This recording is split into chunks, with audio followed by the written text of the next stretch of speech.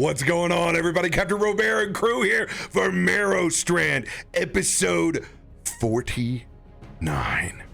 Cried for 3 days after last week. Some of us didn't make it to 50. Oh. You have like 4 other characters that made it. What do you think? They weren't there the whole time. They weren't there the whole time. He was 1 episode away from his AARP card. Now you're making it even sadder. Oh, yay. Who is about to retire? Wait, who's no longer with us? Who did that? Which of the 17 NPCs he's been playing is the one that didn't make it? The only one there was art for. Smart. Ultimately, I robbed Adam of what he really wants, which is death. And I can I thought you were going to say a father figure. It's both. He was like his little mentor. Dang.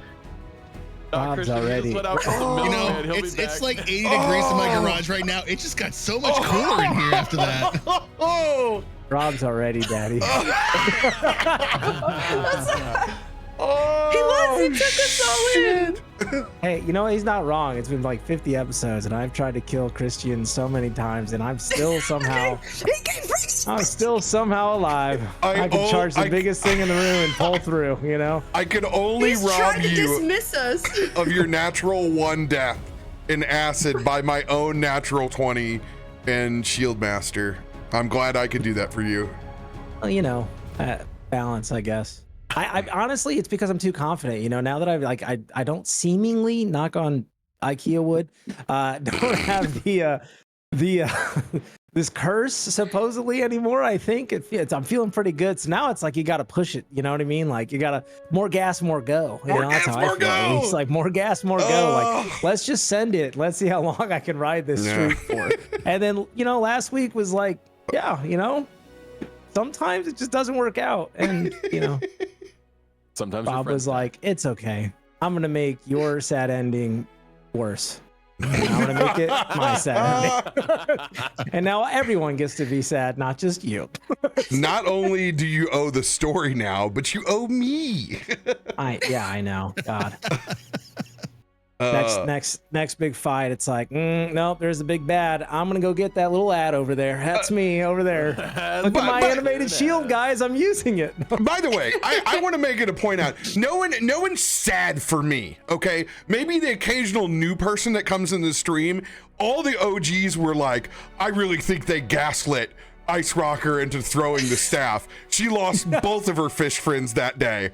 All the OGs went to my throat, and the rest of us, you guys really amped it up. I don't think she wanted to throw that, and if she hadn't thrown that, she'd still have her fish friend, and we'd still have Markos, okay? This is literally the conversation that I had my next stream. Someone came in and asked me about it, and I was like, what am I gonna do now? Now I have to I feel like my character has to have a breakdown.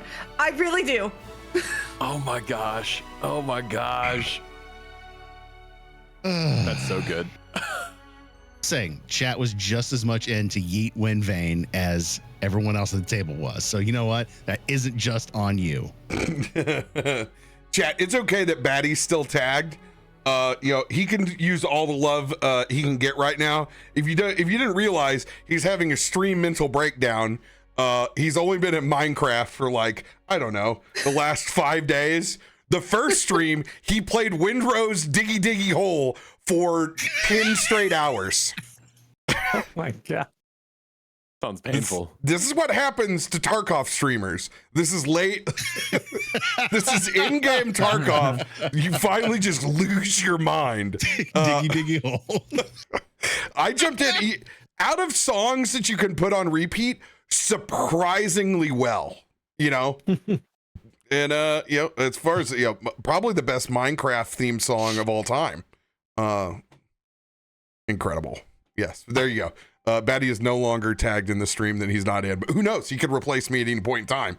Yeah, maybe I need to take a leave of absence from like some fake addiction I could make up. Well, who needs to make up ones when I can be like peanut butter cookie dough, chocolate chip cookie dough? I can list plenty.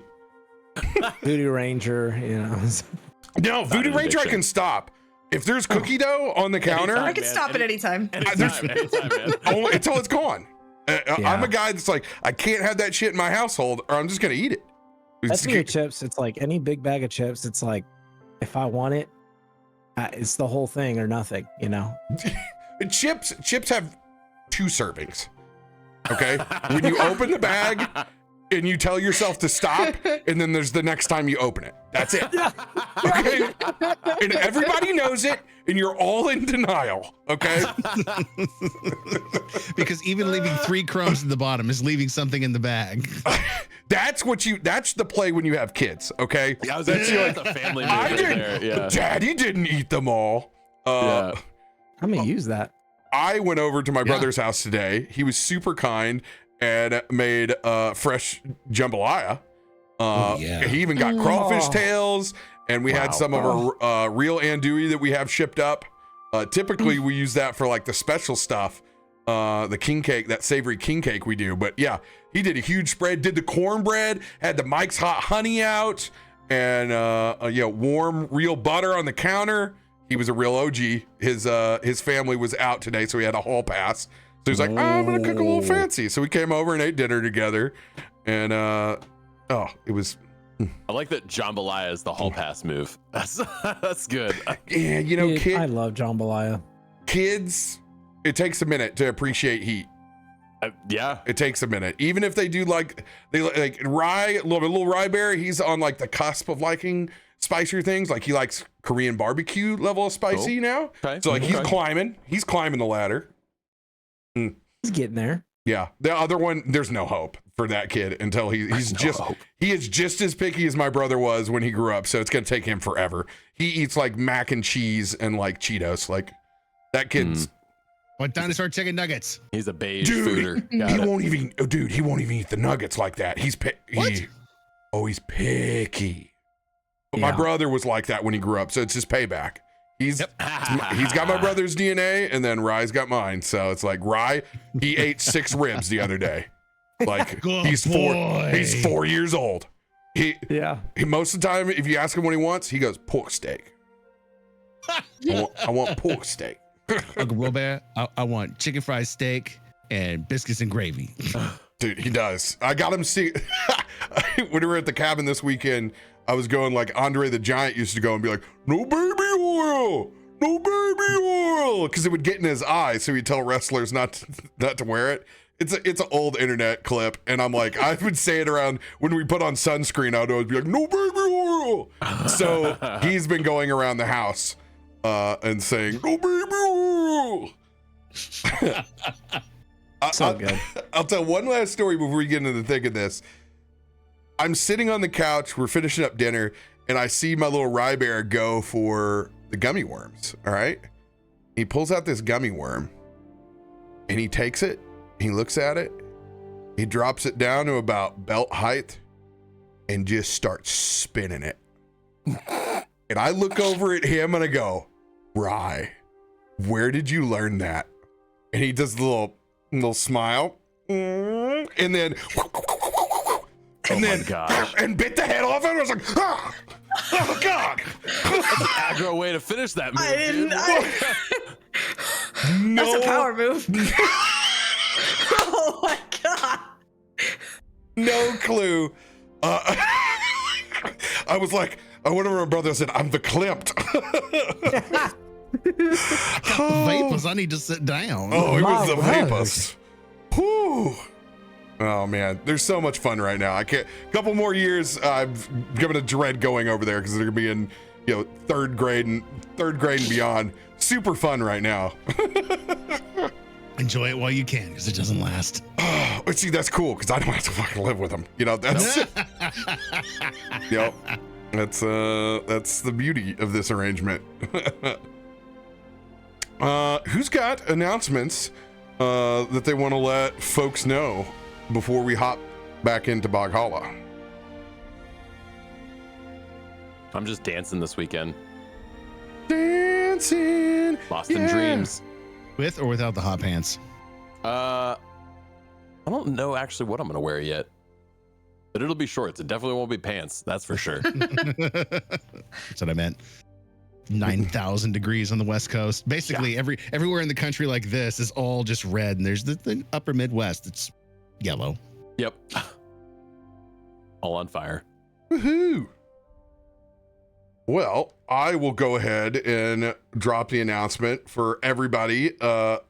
Thanks to their Turkalurkin, we were finally able to get our 24/7 CCV to 75. So woohoo! We were able to put in our partnership application. It Nice. finally happened. Don't worry. It'll probably take me 5 times of submitting it, but it's cool. You guys got the 24/7 CCV. That's a lot. That's a lot of lurkers all the time. Obviously we don't need a piece of paper or Twitch to tell us that we're a partner. We've been a partner everywhere that we've been at. We're quite a large community, but I got some stats for you. And this is wild. This is a wild stat. They dropped these over the weekend, the folks that scrape Twitch. Out of the 30,000 active partners, there are around 9,000 that have completed the tier 1 in the plus program. That's the 60-40 split of which we have. Out of affiliates, we are one of 1,200 out of 3-point-something million that have achieved the plus program. So if you look at those stats, pretty wild. We are 2/3 of active partners don't even have the plus program stat. So That's basically like getting to say you're like the top 0.1% of OF, right? Like that's I'm the point. I'm the 0.003% of OF, dog. Watch me No, that's now. slick, dude. And I'm just gonna That's you, do chat. swing that worm. I'm gonna swing that worm, dog. Just don't forget to bite it. You gotta finish it with the bite, man. If you don't finish it with the bite, it's not a finished move. I'm gonna bring Awkward Tyson out of retirement, and I'm gonna run him on my OnlyFans account again. See what... You gotta do collabs. Bold If you're move, not doing Cotton. See if it collabs- pays off. I mean, honestly, if I ever did run, an only DMs, I would just have all the lovely folks over on Chatterbait that want to play D&D. I would just let them provide the content for me. Hey, I'll DM. Wow. Here you go. Yeah. Here you go. I would do like the Bluto from like God, what's his name? From Popeye. I'd get the little like the sailor tank, the navy white stripes. Looks like I'm in the bathtub with everybody else. Old school bathing suit. I would do that. I would do that for the content. Oh my gosh. And you can see that at GCX for free.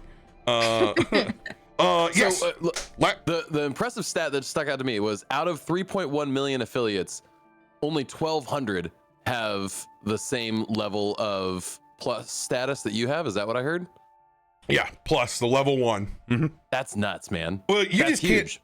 I mean, if you're an affiliate, that's just a really, really almost unobtainable goal. From like those 1,200 people that have it, like that's partner level. Like those, you have to have a community. There's no, there's no ifs, ands, or buts about that. Like you have to have a large base to be able to support you, because that's not gifted. That's all. Yeah, direct subs. That's direct subs. So you guys are Legion. Speaking of Legion, that we guys need you guys to show up for this Friday. We're doing a charity stream again, and you guys know how I am picky over here for what we do, but this is a part of the official GCX Marathon.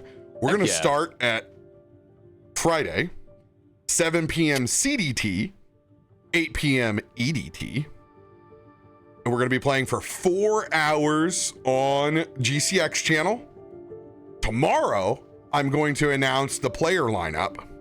But what's going to be cool is we're doing a Stormforge side quest that is going to connect to our live show next month at GCX. So you're going to have some of the folks from Stormforge in it, And then you're going to have some additional folks that want to help out because not everyone from the UK can come and participate at DGen hours.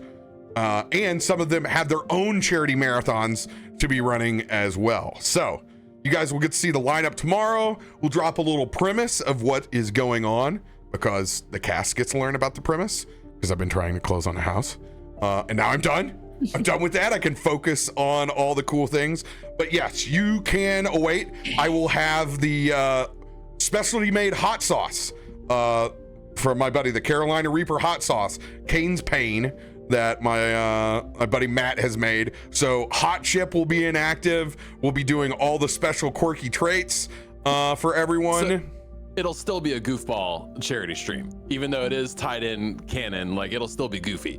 Yes, we're going to do goofy and story this time. Awesome. We're going to do the combo. So everybody's playing new characters, so they don't have to worry about it, messing anything up. And I don't want to say anymore, but you can start guessing about what could we all be doing inside of Stormforge to tell an additional story. That I'm super excited. That's gonna be so fun. Also, if you haven't already, the new room booking is up.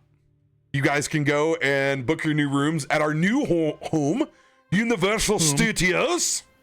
Even though this is it's change, and we haven't been here before, I promise I have never gone anywhere in my life and not had fun. So the Cabana Pool is going to be a blast. That's where we as a community are all gathering. So go ahead and book Cabana side if you guys are going to show up. Stormforge is going to have its own live show. Unfortunately, there's no D20 Deathmatch this year. I'm super sad. I wish they were doing it live. But there is us, and we get to use the universal stage, or what do they call it? Sound stages. So the live experience is going to be proper. And I'm very, very excited about that. Also, I will go ahead and let everybody know, I will be doing the after event this year since we're on site at Universal. So Saturday night, I will be in the park. So if you guys don't catch me at the pool, if you don't catch me on the live show or the soundstage, I will be at the after party in the park and enjoying the shit out of it. I'm gonna ride some rides, see everybody, grab some Duff beers. I will be there. They're so bad. They're so bad. Oh no. They're not worth it. I think, so we got all shows. You might have to watch, poor Ted is being called into nights because of bad storms. So we may or may not have the production over on his channel tomorrow night, but I will let you guys know, and I will post that accordingly. There'll be some other announcements about how I'm going to stagger YouTube releases from here going on, but I'll make plenty of announcements of that later and whatnot now that we're on a free and clear week of not so much craziness. This is back to business. Feels good. We need to pick up where we left off last session,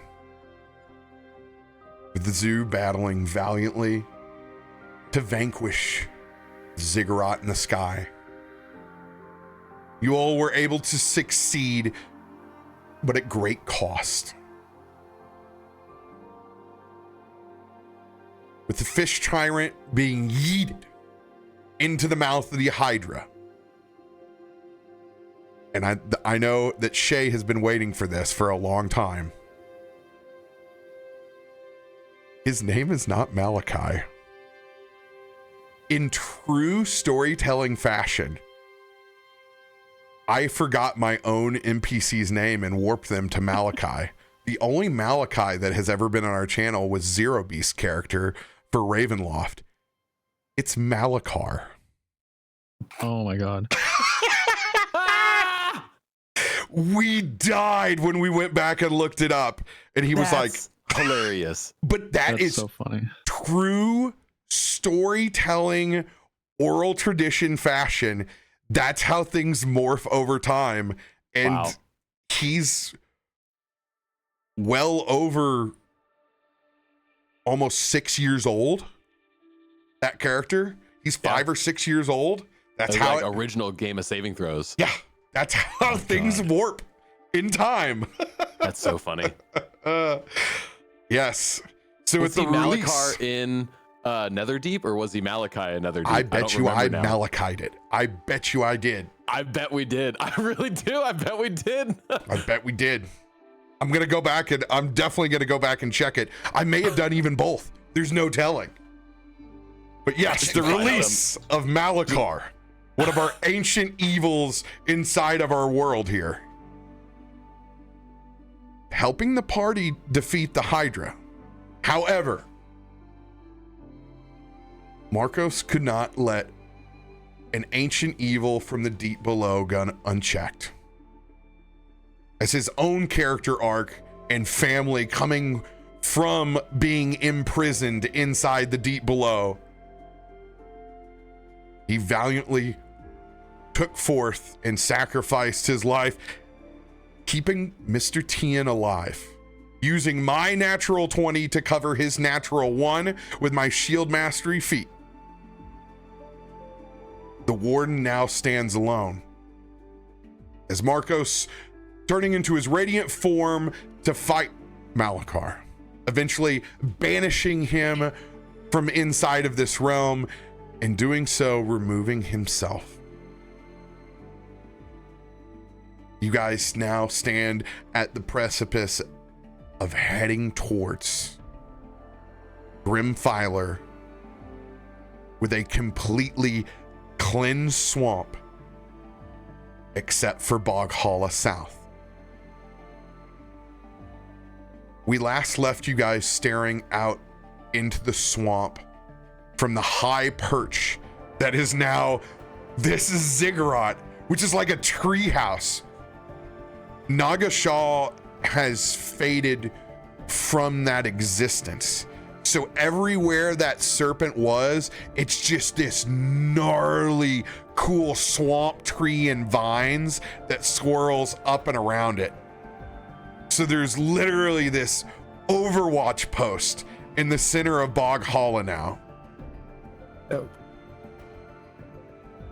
It is y'all's choice. We ended with a very heavy scene looking out over Boghalla. When and where do you guys want to pick up?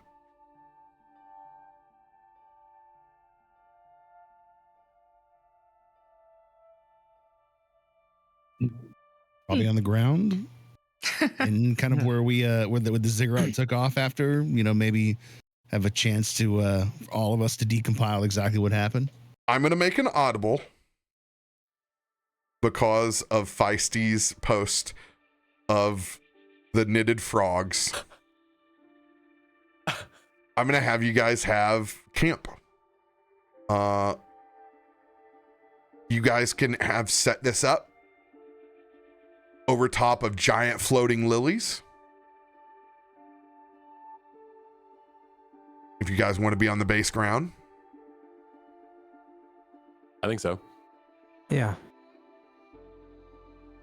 I don't know. Giant floating lilies is very Final Fantasy-esque to be sitting on a campfire and a giant floating lily in the sky. That's pretty cool. You gotta admit. It's pretty dang cool. I'd play that card, but it would immediately claim my video.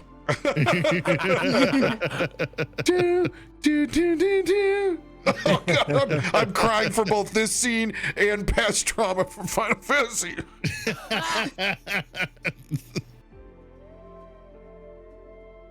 Do you guys want to pick up kind of like at sundown? Like you've made camp and now the sun is setting?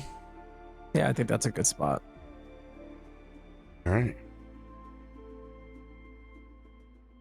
The scene is yours.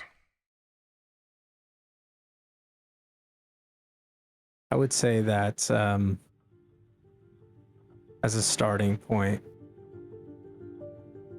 Probably during the entire setup, I would assume it's pretty quiet. I mean, getting back and some of the others probably, rushing up to greet us all and glad to see that we're all okay. And then probably the realization that we're missing someone, and that heaviness probably hits in with them. And I would say probably setting up this camp kind of separate from the main group a little bit. Everyone's probably pretty quiet, I would think. Christian definitely is not talking too much, which I guess he doesn't very often anyway.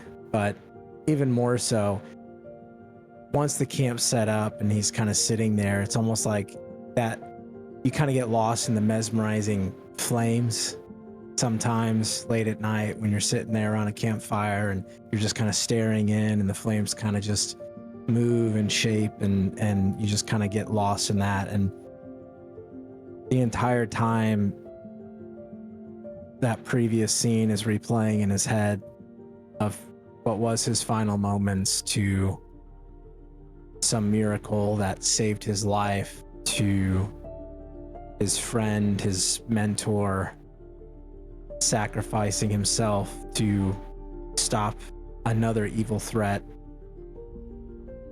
And if they survive this, if they succeed, what that means for him moving forward after Boghala, where he goes, what he does, this new charge, and the unknown and unsure of if he can handle it, if it's something he's capable of, as he kind of stares and that shield kind of rests next to him on his stump. And that's kind of his mindset. And every once in a while it kind of breaks out of it, and he would glance and he would try to find Akiko and just kind of glance, make sure they're fine, and then kind of get back into his own thoughts. And that would be Christian during this time. Adam, before you continue, do you have a fan running by any chance? I do. Do you have your... Yes, I do. Do you have your NVIDIA broadcast on? I do not. Let me check, Chris. You have broadcast though, don't you?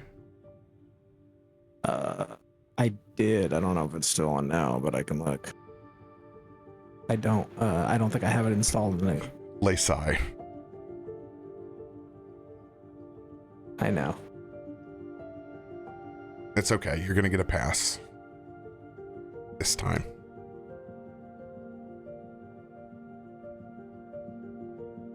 Yeah, that's me. So, well, Mr. Tian it clears his throat.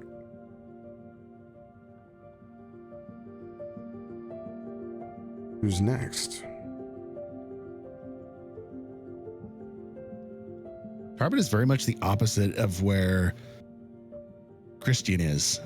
You see him making his way around the camp, checking on everybody, talking to frogs that are hanging out, maybe tending to wounds, telling stories. He's almost a little jovial with everyone outside the party as he tells stories of the battle and Markos's heroic sacrifice. You can see there's a lightness in his step and a celebration to him telling that story over and over to different groups. And if you follow him from group to group as he's talking with different groups, the story gets better every time. It's almost like he remembers more and embellishes more and it becomes more heroic. The fishing story goes from a fish this big to a fish this big to, on and on and on, as in his mind, he's celebrating the life of his friend by telling his heroic deeds amongst the camp as he's passing along the knowledge of Markos to so many others. And he's almost like this butterfly. He wants to talk to as many people as possible. He's checking back with Bud. He's checking back on Christian. But what he's doing is he's evangelizing his friend. I challenge you to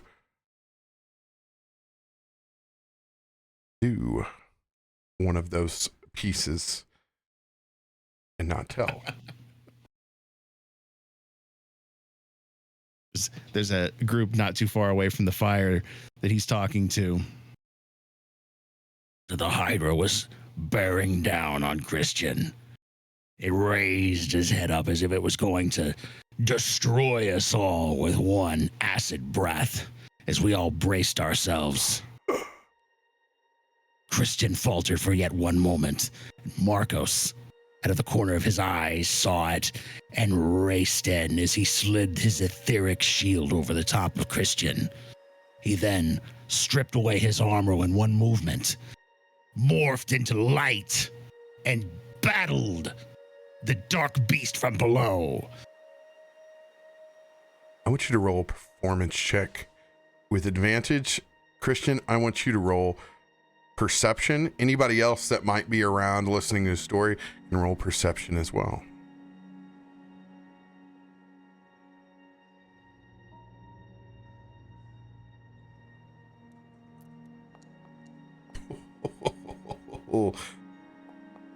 That one protection.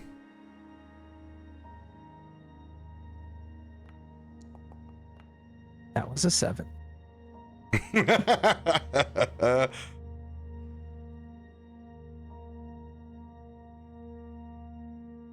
You hold court. A whole court of croaks. As the song of the swamp comes off in kind of a raucous chorus.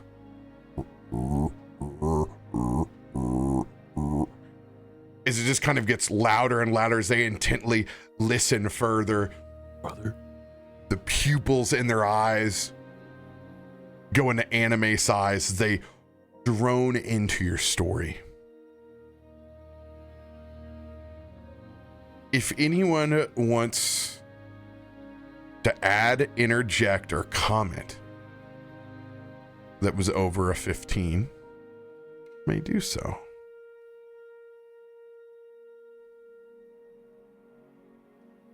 Krak has been like just cleaning the armor and making sure everything's good. And every once in a while, you see him kind of like hold it up to his armor and just kind of like, maybe but no. And every once in a while, he'll just chime in and be like, "But he's coming back though." I'm like, "It's fine." He'll just walk. I mean, he can just walk out of the water right now.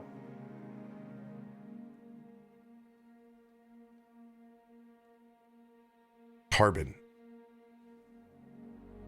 as you hit one of those momentary pauses on your story, I want you to think about how Tarben would react to that. Same for you, Feisty, after you've heard it and had this conversation last session. What you think in your mind now, hours removed from the situation.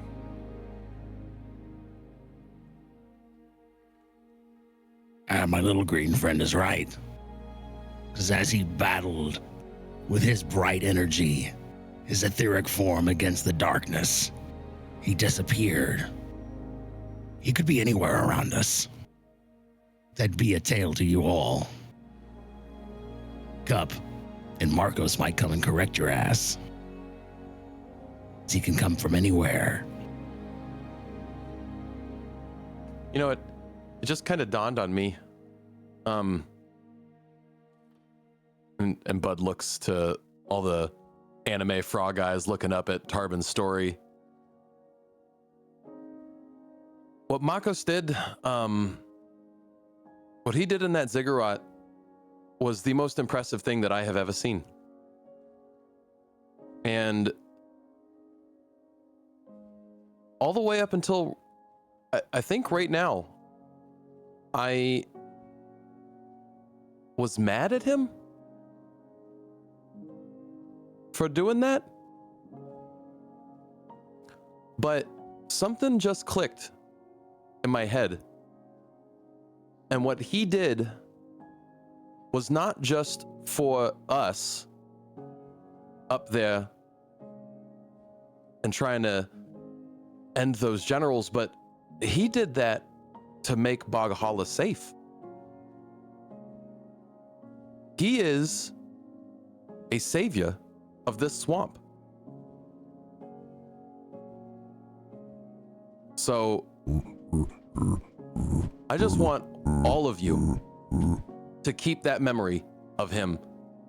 And Krak, I don't know if you'd be okay with this, but I really would like to leave something with this group of Markoses so that they can not idolize him, but just remember how great that man is and how much he did for this whole swamp. And I'm gonna walk over to that golden helmet of his that I'm hoping that you picked up. I put it on top of Christian. I don't know what he's done with it. It's probably sitting like next to me on the log that I'm like sitting on around the fire. I'm probably not even paying attention.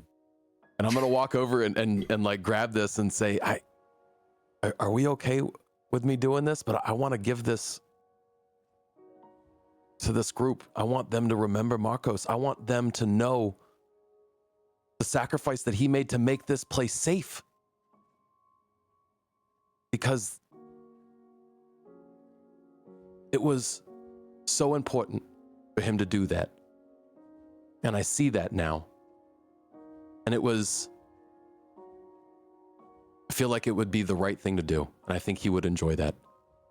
And I'm going to grab that helmet and walk it over to, I don't know if we have a real chief of this tribe anymore since Homeboy dipped out on the boat, but I forgot. It would definitely be Danny Hoppington. Yeah, I feel like Hoppington would be the one.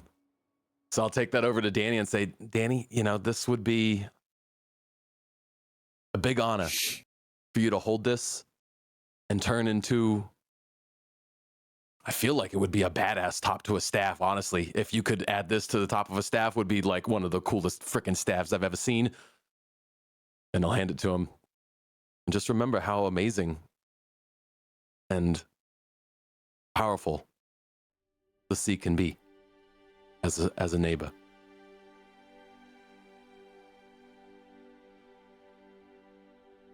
And just for the point of reference, this is Christian's old helmet, right? No, this is Markos's helmet. Okay, you're referencing Markos's helmet. Okay. Yep.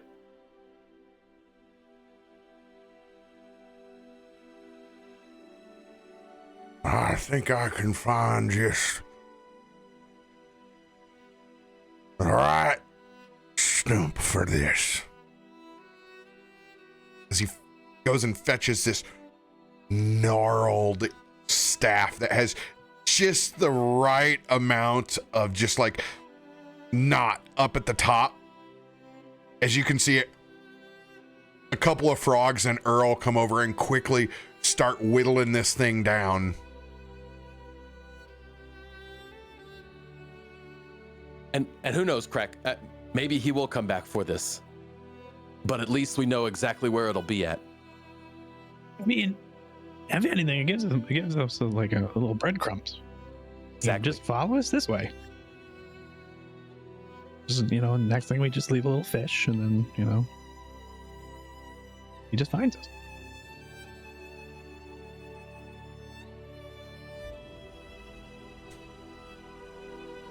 Damien has been kind of walking the perimeter as the fireflies have settled in and the song of the swamp has truly opened up. We have everybody at this central camp. What started as just your small set of tents on the lily pad, there are complete spider webs and crests for members of the Yarn Spinners tribe, the resistance is here. It's just become one giant central camp. And Damien has taken the time to just slowly walk that perimeter and consecrate this ground for both Nagashaw and for that passing. Even if it was only for a short time, his friend and your family member.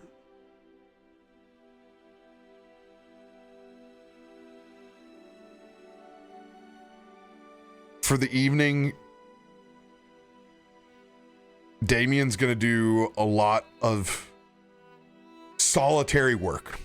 Things he knows that Markos would have done instead.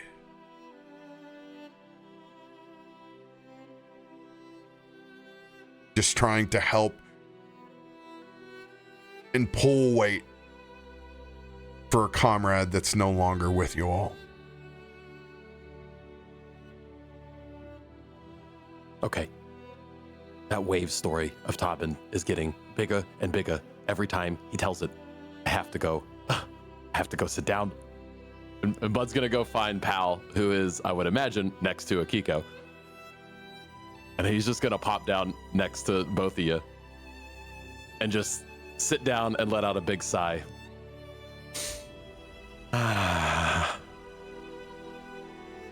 So I imagine Akiko not being too terribly far from everyone. Not trying to stay separate from anything anymore. It's too scary. But just being kind of like at the edge of a lily pad, just like right by the water. And, you know, just kind of sitting, leaning against Pal, you know, just kind of tail down, gently kind of touching the water and making like a little bit of a wave in it.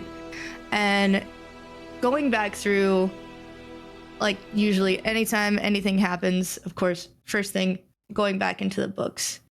But we're going so far back into the books of first meeting, of those descriptive, you know, first time in the water, first time, you know, getting to see the wardens, just really honing in on all of the first that we've had that he led us to. And just thinking just constantly of just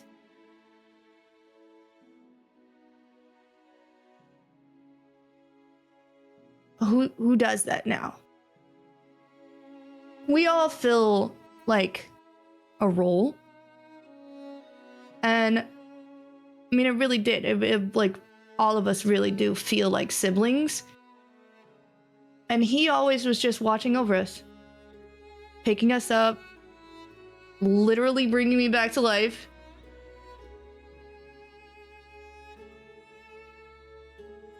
He's the way, like he led our charge and gave us the best advice that we didn't even know that we needed.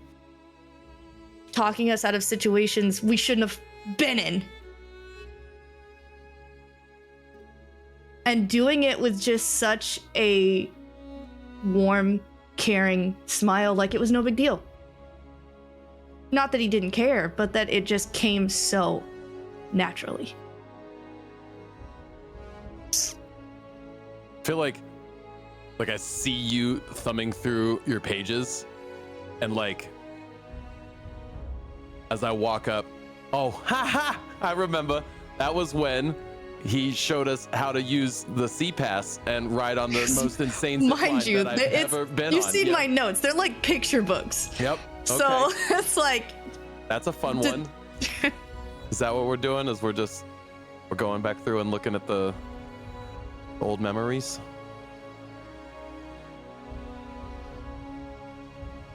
Some of the best things we have are memories. keeps us here. You're not wrong. That dude created a lot of opportunities for us. And I'd be foolish to think that they would stop just because Markos isn't here anymore. I mean, he was looking out for us, but he was just another member with us.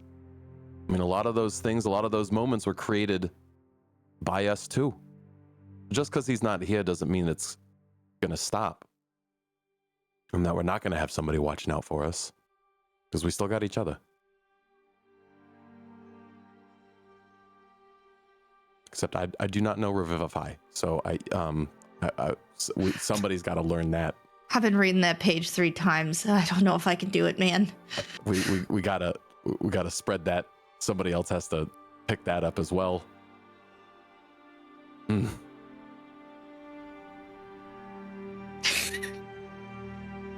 But are you doing okay? I can. It's interesting.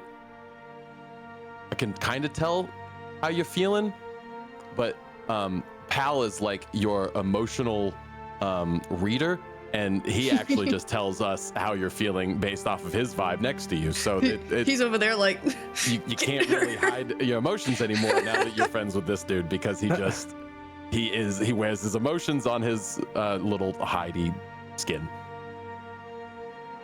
To be fair, the only reason, I can't say the only reason, he helped me control my emotions a lot. Otherwise, we might be sitting in a storm right now.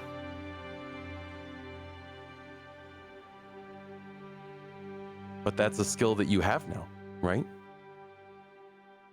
And I listened to him every time. And it changed me, and I'm better. I'm so much better. But he warned me about that stupid fish. And I kept it.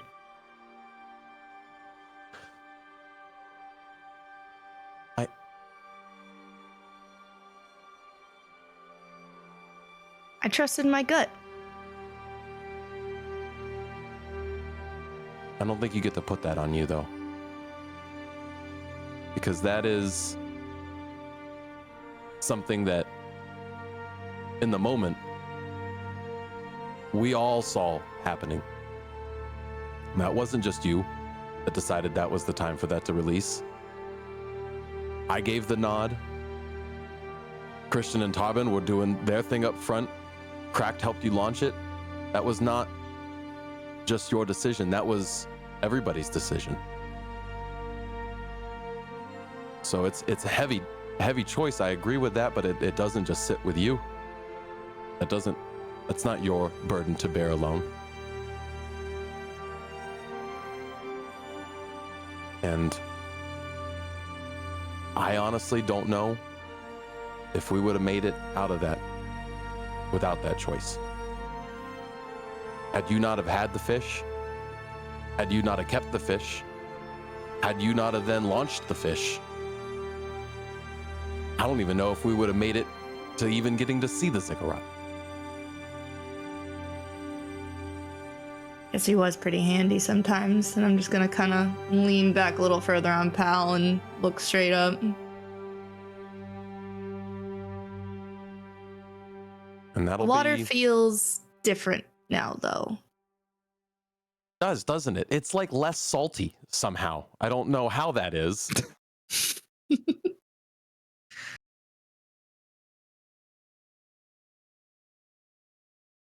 Maybe Krak's right.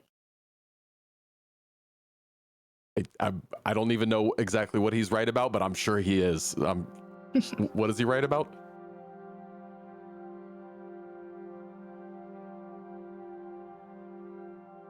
I ripped his soul from that thing. There has to be a way to see him again.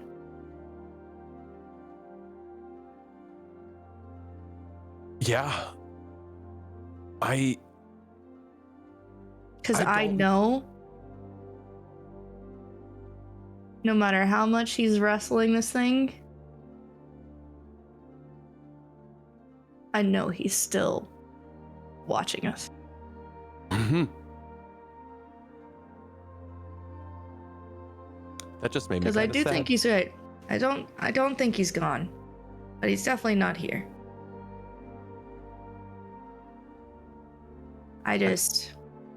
We all have a lot of slack to pick up.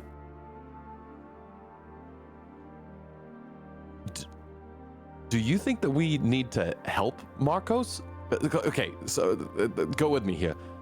If he is still here fighting the tyrant fish, which is now a tentacly tyrant fish,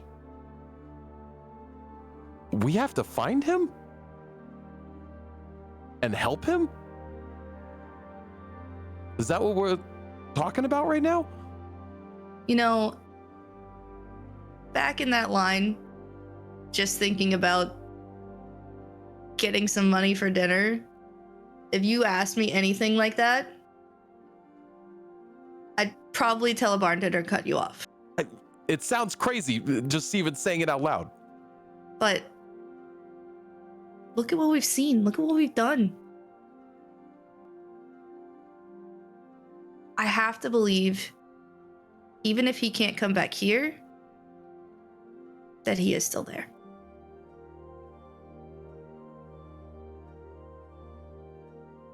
This sounds like a very fun mystery to try to untangle. I'm just saying, my brain is brimming with ideas. Pardon Shocking. me if I interrupt. Oh, hey, Damien.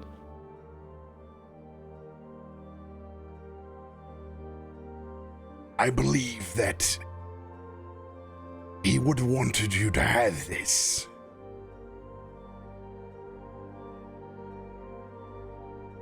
As Damien begins druid crafting part of the vines from up about midway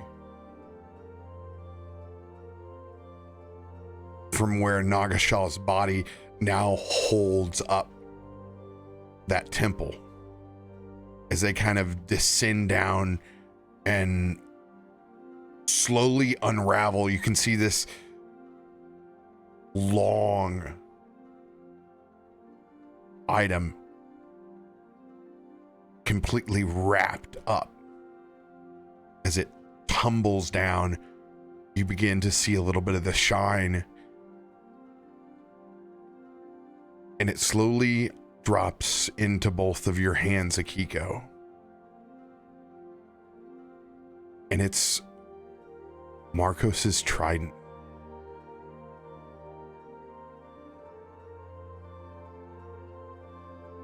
Not a blemish on it.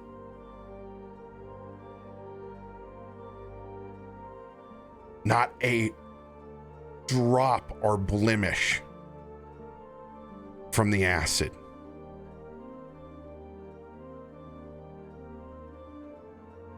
It is a sign, a gift, a North Star.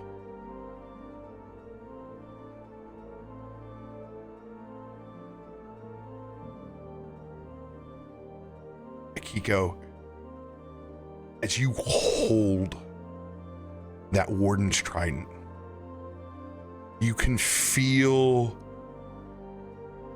the warrior's way and the energy inside this thing. It is an ancient forged weapon.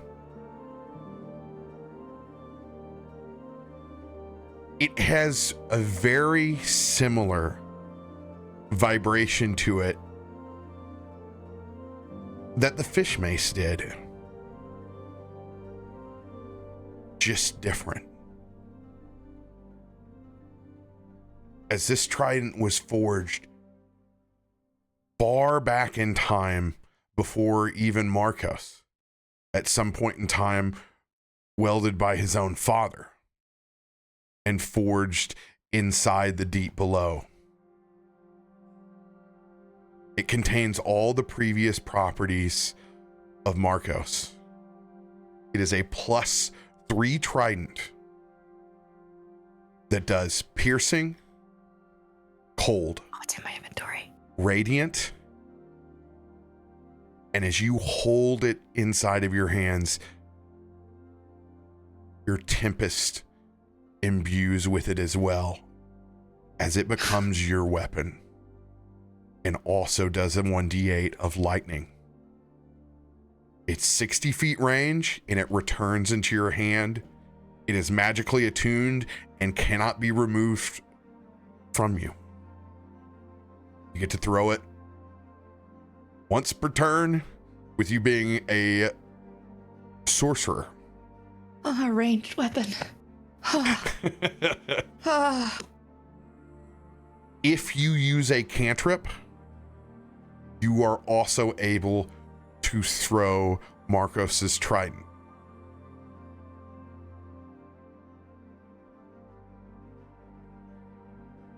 There's just like a chibi Bud resting his head on top of a chibi pal, watching you guys go through this moment, and he's just got these big anime eyes from Bud. Wow. If you spend a sorcery point, you can cast any spell and still throw the trident. This is my notes.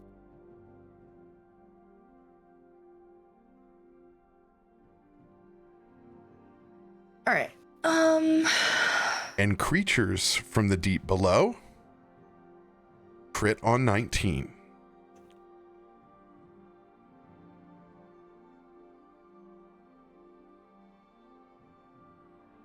I don't want to fight them anymore, man. Jesus. I don't know, with that thing, I feel like that's exactly the tool we're gonna need to go find Markos if he is still out there fighting Malika. There was not much that I heard from the battle, as the outside was intense. But I heard his last words. He promised you he would always be with you.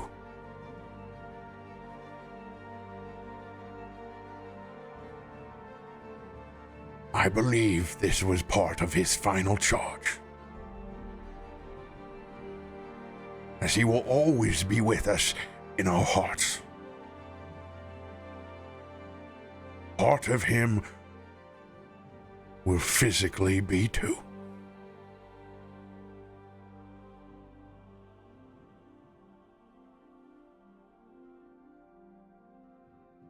I'm sorry we could not do more, and we were not quicker.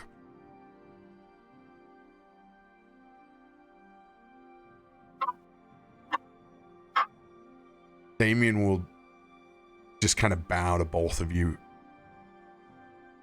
and continue to spread. Funny enough, sea salt, so your area gets a little bit saltier. As he's got this giant chunk from when the brine dragon came the last time. Looks like a whole buck salt lick as he's breaking off little bits and pieces of it. You can see small fish are coming up to the top and little animals right getting the minerals. Brother? That's salt, brother? Brother.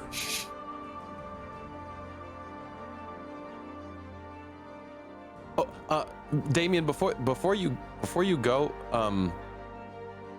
are you planning on leaving, or are you planning on hanging out with the group here? I guess what I'm asking is, do you want to hang out with us? Or if we go fight anything else that's bigger and badder and scarier? Grimfiler dies, and I will be there every step of the way. That's really comforting. I really appreciate hearing that.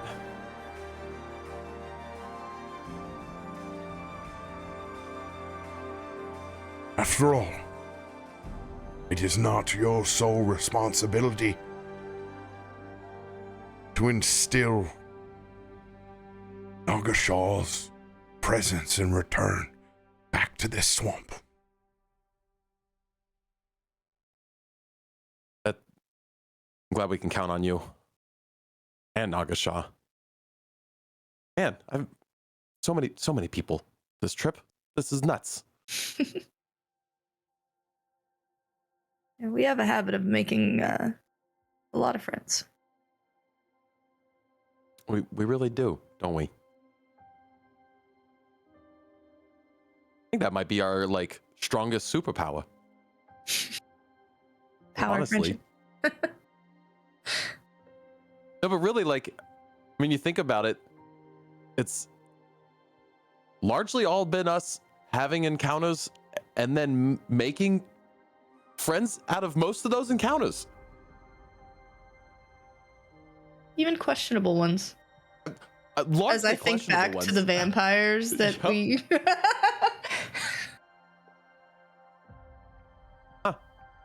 But, I mean, kind of feels like that's what heroes do.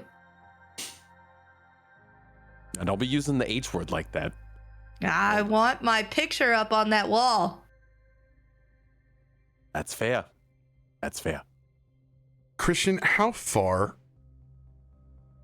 in distance are you from Akiko and Bud at this moment?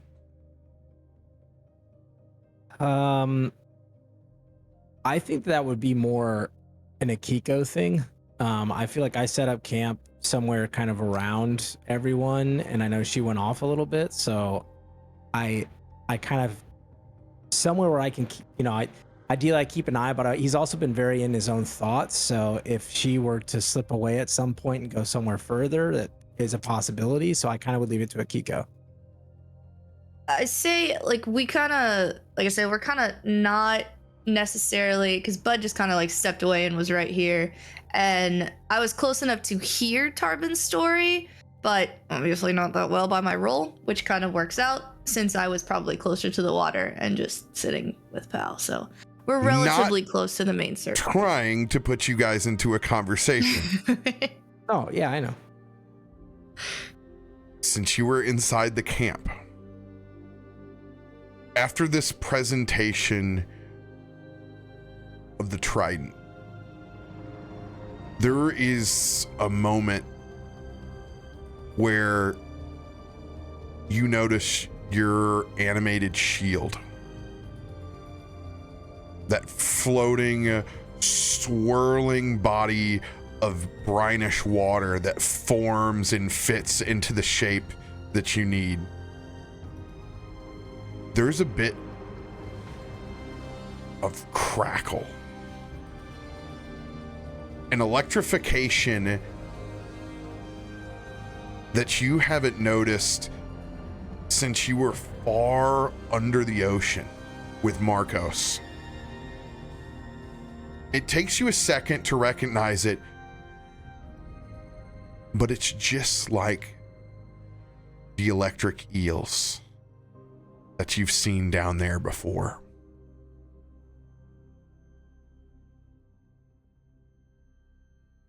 There also seems to be a little bit of a pull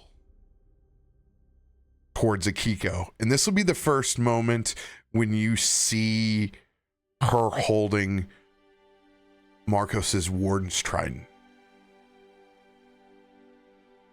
And you can see that little bit of electric eel crackle and lightning that becomes hers.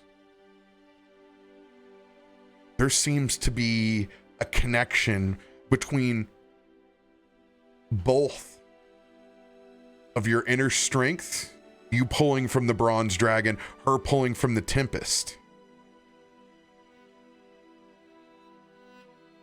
One extra property to Markos's shield operates much like Armor of Agathis. It will give you temporary hit points, and it will do lightning damage to someone who hits you. also, there's part of this that you can tell is a refraction point. These items are bound. Mechanically, Akiko, your kind of eyes raise up and meet as Christian's shield begins to crackle the same way that your Triton did. You guys can reflect either of your lightning abilities off the shield or the trident and bend those spells or damage geometrically. There we go. There's the word. That's the word. Geographically, baby. I don't know much about geographically, but you'll be able to refract those lightning spells, breath weapons, or abilities with the trident and the shield.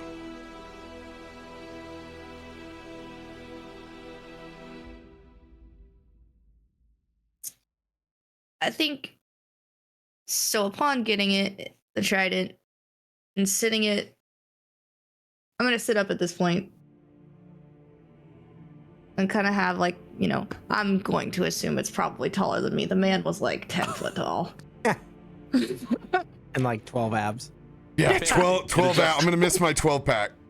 There's no doubt about it. I will miss my 12 pack. So, you know, just kind of holding it in my hands, you know, part of the tip just kind of like sitting in the water and feeling that electric vibe off of it, and almost feeling, you know, the outward connection, but also just realizing like it is a piece of Markos, and what got it here was Christian. And so that'll definitely just kind of looking over at him, and I guess maybe seeing him with this shield, which is gonna stick out. It's dark outside. Yeah, I think as he kind of, you know, when I first envisioned the shield and then remembering that it's like this amorphous kind of wave, this kind of ever-flowing liquid, I think, you know, before it was just kind of like floating there next to him, and then as it begins to kind of spark, he just kind of like holds his hand out, and then it kind of like runs across his finger, almost like you're sailing on a boat, and you put your hands down and you just feel the water as it's calm beneath your fingertips, and then it kind of begins to just swirl and arc around his arm and move and just ever flow like water does, and it begins to kind of like crackle and spark, and as it does, you'd see the eyes kind of glow again faintly, that kind of radiant blue, and he'd kind of instinctually look up, and I think his eyes would meet yours, and you'd see some subtle tears in Christian's eyes as this water flows around, and for the briefest moment he gives you like a small smile, and he just flicks his wrist towards you, and that water shoots over towards the staff, and for a brief few moments kind of twirls around the staff in your hands and around you, and that kind of crackle, that connection, before he almost calls it back to himself, and then it kind of hovers around his, and he just gives you like the faintest smile and like a nod before he kind of turns back to the fire. Well, actually, he just kind of turns and he's just kind of looking at it and rotating it in his hands. As that happens, of course he already knows how to use it. Like, And I imagine I'm probably going to kind of say that out loud, like as I kind of see it, just like magic. You know, I'm already kind of feeling the electricity, but I'm used to that. It doesn't hold that kind of spark. But seeing the water just kind of come over, and it's literally like we're looking at different people in us. Like I feel like, especially just, you know, the last couple encounters and stuff have just really matured her more, and I feel better at playing, you know, so I feel a little more shoulders high. Meanwhile, you know, we're looking at such a hardened, shut off man, and he's cracking a smile, so you kind of see like just a shift in, I wouldn't even say their personalities, because it's a comfort and of just, it's growth, and it's so pretty. But yeah, I'm gonna like kind of, you know, look over and see him do this and gut over, and I'm just gonna kind of look back, and I'm gonna, of course he already knows how to, what is that?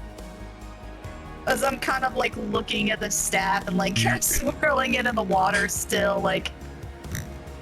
You've gone entirely robotic, Akiko.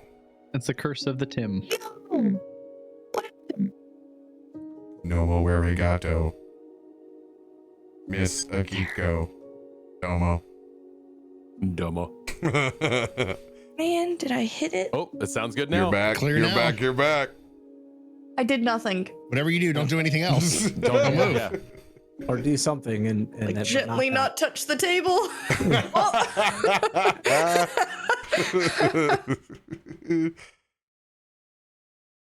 I would say one other thing to add, because I think it's important based on what happened last week to now, is you've seen at times, but this is, you know, semi-newly formed draconic body that Christian wears and has now, and he has no armor, as it was melted away by the acid, and you see his body, you know, mostly the upper portion, as he's wearing pants, but it's scarred all over and mangled, and you see like melted scales and things like that, and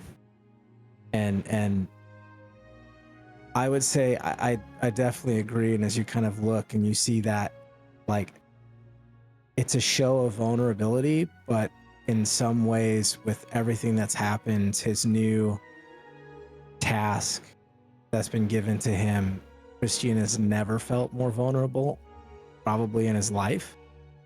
And just a bit of that breaks through, and I think you'd kind of see it.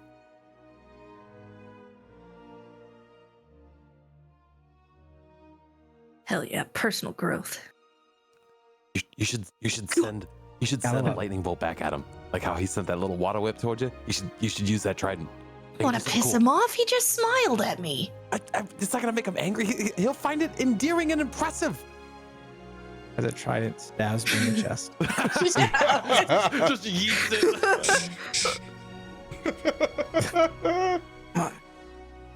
Not that kind of connection, Akiko. Well, look at you two. You look at you. You're both getting. It's just so sweet. I've never seen him smile like that. Well, I mean, we've also never seen his body. I mean, he is really fit, isn't he? Sleeper build, as some would say. Take the pump cover off him, man. The guy's just all gun show, man. I'm pretty Where does he jacked. find the time? I don't know. He's eating the same thing we're eating. I don't Right? feel like Yeah, that. like this. As I just kind of like slump back onto Pal. I thought I was getting enough protein, but apparently I need to switch to the protein. Jeez. Protein. I just 20 strength, you know. Well, this time Tarben makes his way to the fire and sees exactly what's going on with Markos' shield in Christian's hand, a very familiar trident in Akiko's, and he just stops and smiles and looks at both of you. This is good. Our friend who fights with a star sleuth is happy. Power always comes in the two.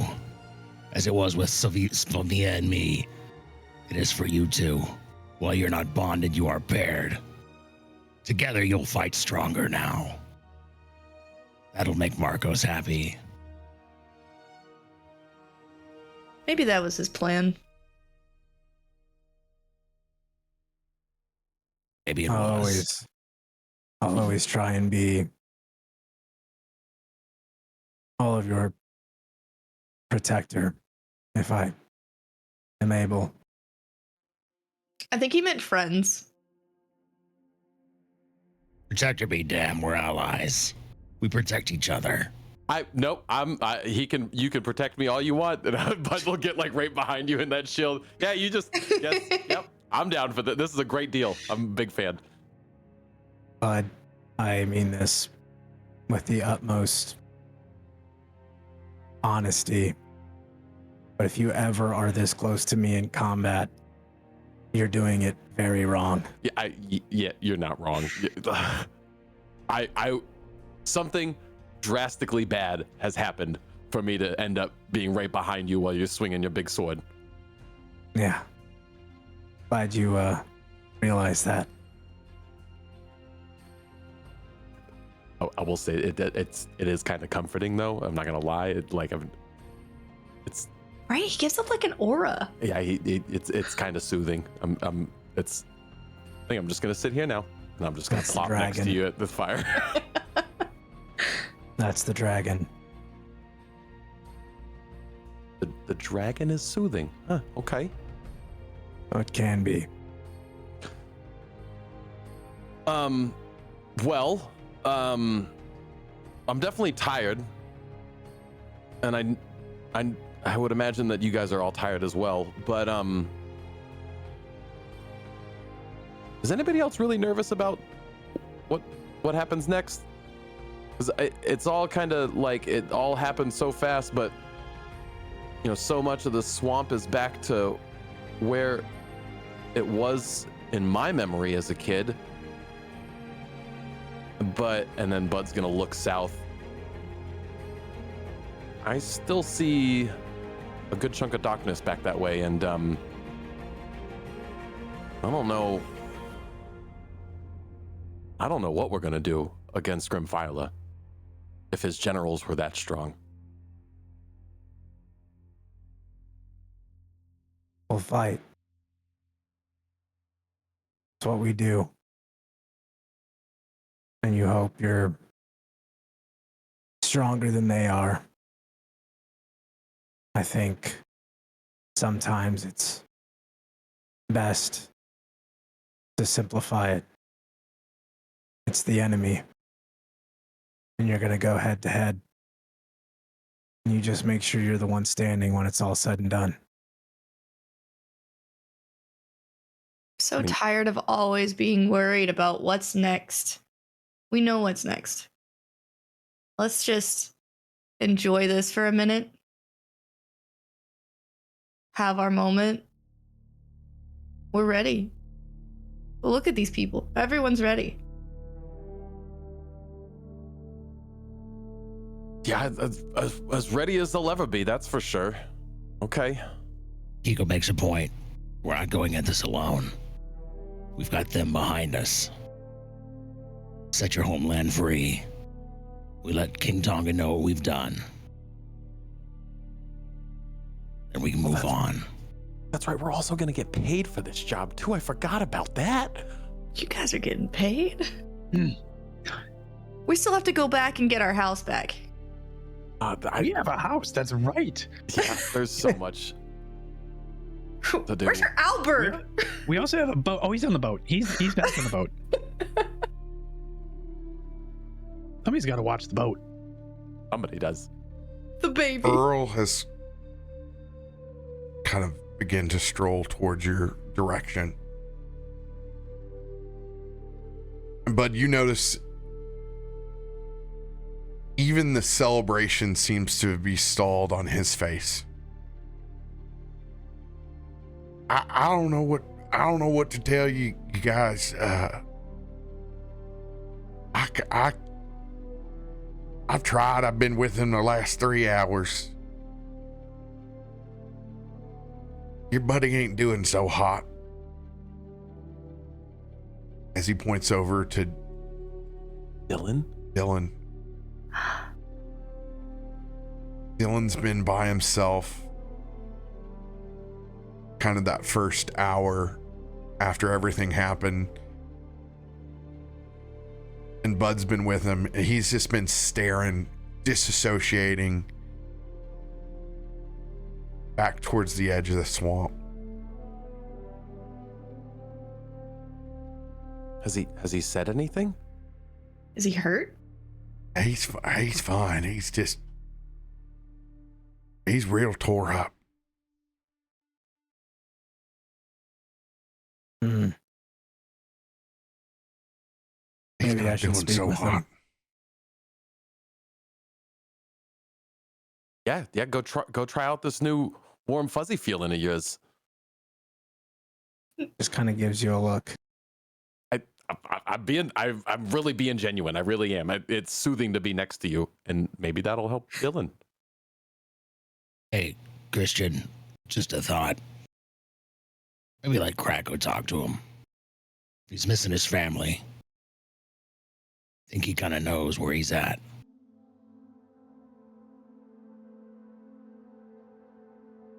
He just kind of looks at Krak. You want to go speak to him? Yes, I guess I can do that. Earl kind of looks back at the rest of you. It ain't a competition, y'all. He's your friend. He's our friend. But I can only do so much. I'm not the one that had him over his shoulder, drug him out of a bad situation. I'm not the one who's got him into all this mess. I never said we made friends the right way. Well, that boy ain't right either. But he needs y'all.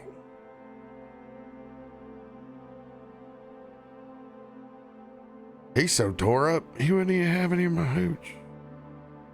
That's bad. He wouldn't signs. have any of your hooch? I think we should all go talk to him. That sounds criminal. While like Earl was lecturing everybody, Krak already went over and sat next to him, and like what Krak is working on a thing right now, and it literally looks like he just brought over vines, like, you know, like so, like he just picked vines up out of the swamp and brought them over, and he kind of lays them down with next to Dylan. He looks at him, he's like, "Hey man, you want to help me with something?" What are you working on? What? See, I just gotta weave this stuff together, and you know, I just need a little bit of help. You know, if you don't want to do something with your hands, it's kind of mindless work, but like I can hold a piece. Okay. I can hold. And he like hands over half of the vines, and oh shit, that's a lot. That's a lot. Begins to like show Dylan real slow like how we're weaving and braiding these vines together. Oh, this is like basket weaving in Boy Scouts. It's exactly like that. Yeah. Yeah, you gotta wet the vine. Yep. You just gotta wet the vine. Seeing that they're doing something with the vines, Bud's gonna sit right next to him and just the quietest that Bud's ever been. Just sits down and starts, working with the vines and following along with Krak's lead. Hold on, you can scoot down a little bit. You're sinking me. You're sinking. I'm getting a wet ass over here. Sorry. You can see he's been pruning for a while. He's been on the edge of this lily pad for a hot minute. But like you synced him like a little bit over the belly button. Hold on, we got to distribute weight. This net's heavy. I'm actually really good at being on lily pads, and Bud's just gonna bounce over to another lily pad across the way and just kind of like swim it over so that it's just right in front.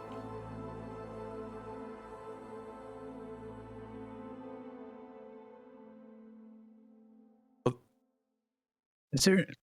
You want to talk about it, man? We don't have to. We can just sit here and do this.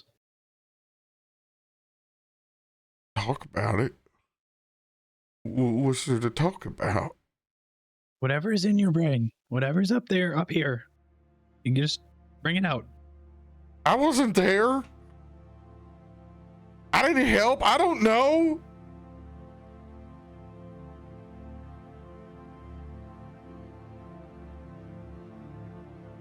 What do you mean you didn't help? You've that's all. I wasn't you've in done the is same helped. room. Yeah, but you were helping clear all that mess out outside of the ziggurat. But I'll be honest with you, I've been scared. I've been scared ever since those dragons came here. Y'all got my confidence up. I was feeling good, you know, the whole, here comes the onion knight. He's gonna get in the bloom any point in time now. You know, I realized I got lucky. He's just lucky. And I got scared. Krak almost died, and Akiko did die. Who's gonna bring us back now? It ain't right.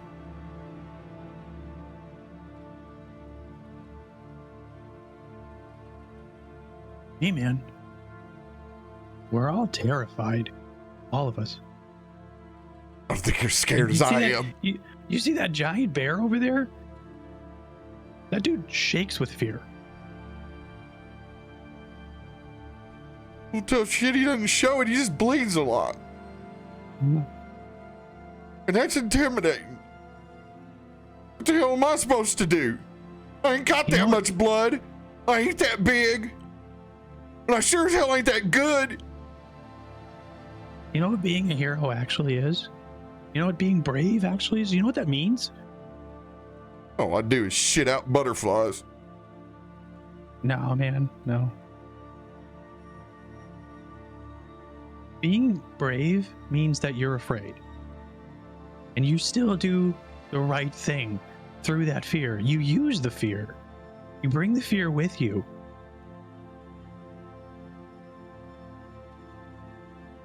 Every one of us is terrified at every encounter that we've had.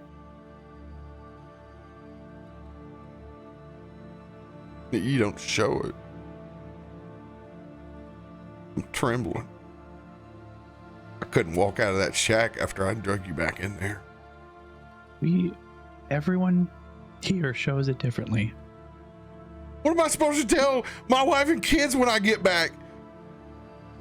I wasn't strong enough to help all my friends. They don't even get to know about the story of Markos before he's already dead. They don't even get to know the man. How am I supposed to tell that story? You tell it just like you did here. You tell the truth. And the truth is, you were here with us. You were just as a part of Markos' story as each and every one of us. We didn't bring you along to just drag you along. Technically, you kidnapped me, but that's okay. We've gotten past that. We did. We all We've moved past that. gotten some character growth since then. Mr. T has been quite nicer. You immediately proved to us that you were an asset. You weren't to be used. You weren't to be discarded. Let's be honest. Heck, I'm just an asshole. We're all assholes, man.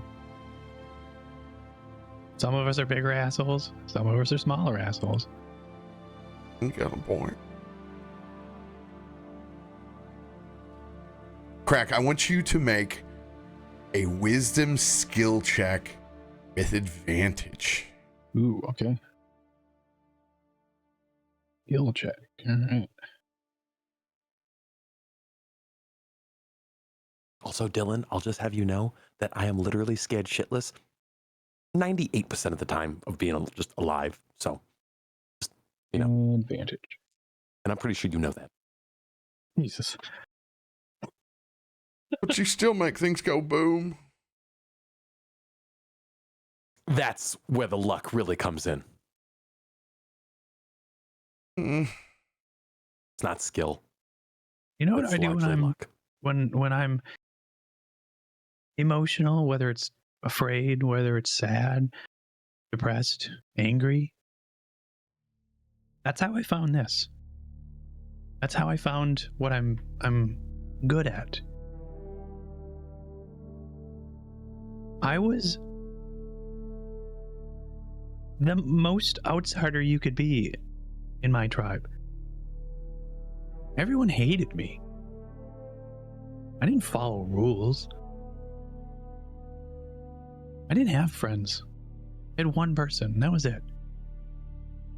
But eventually I found that I was good at something. And I just kept doing that and kept at it. I channeled everything into this.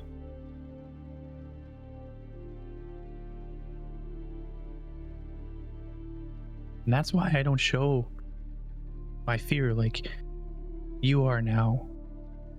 Because when I'm afraid, I make things go boom.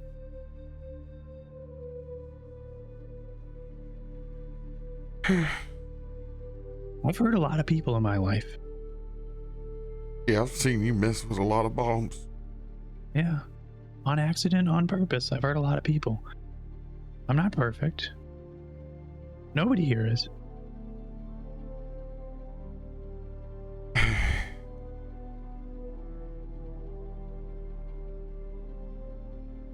I get what you're saying, but it doesn't make me feel any better. It's not supposed to. It's just supposed to help you talk you through it. Time makes things better. You're not going to get better right now. You got one of them grease rags? How greasy do you want it? I'm about to make it a little greasier. I hand him over a rag. Allergies in this swamp.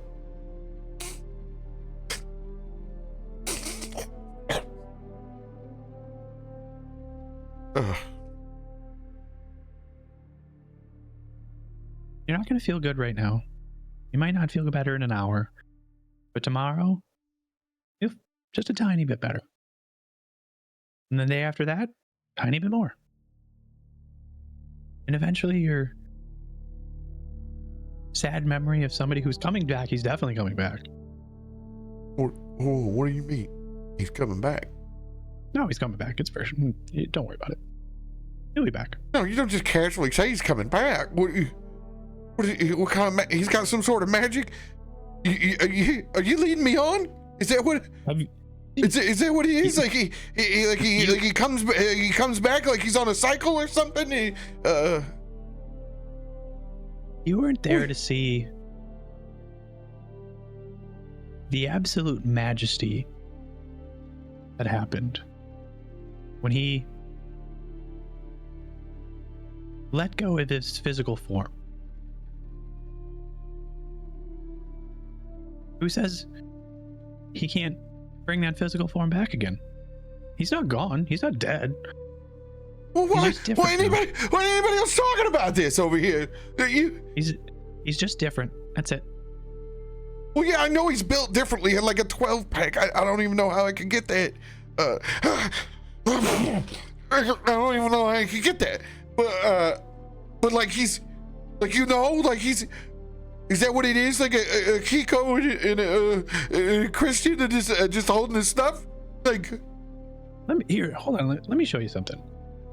And Krak will take something out of his bag, and it's just a solid piece.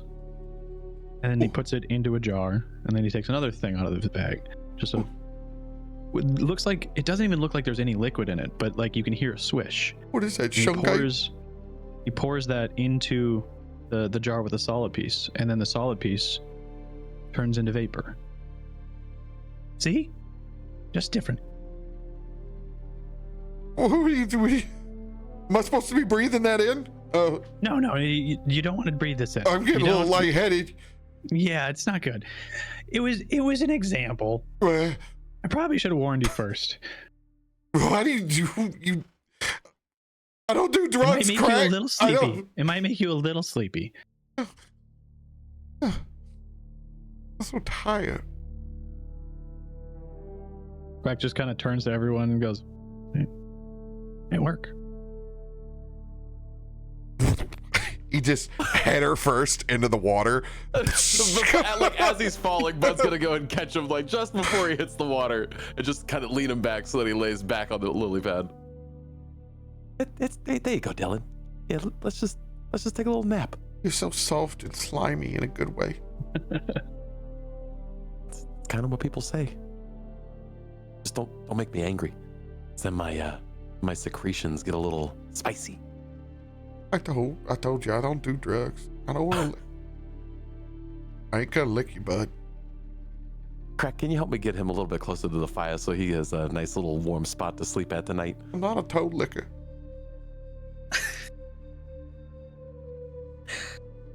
I'm just gonna like grab his arms and look at Krak to help grab his legs so we can kind of like pull him over to the fire.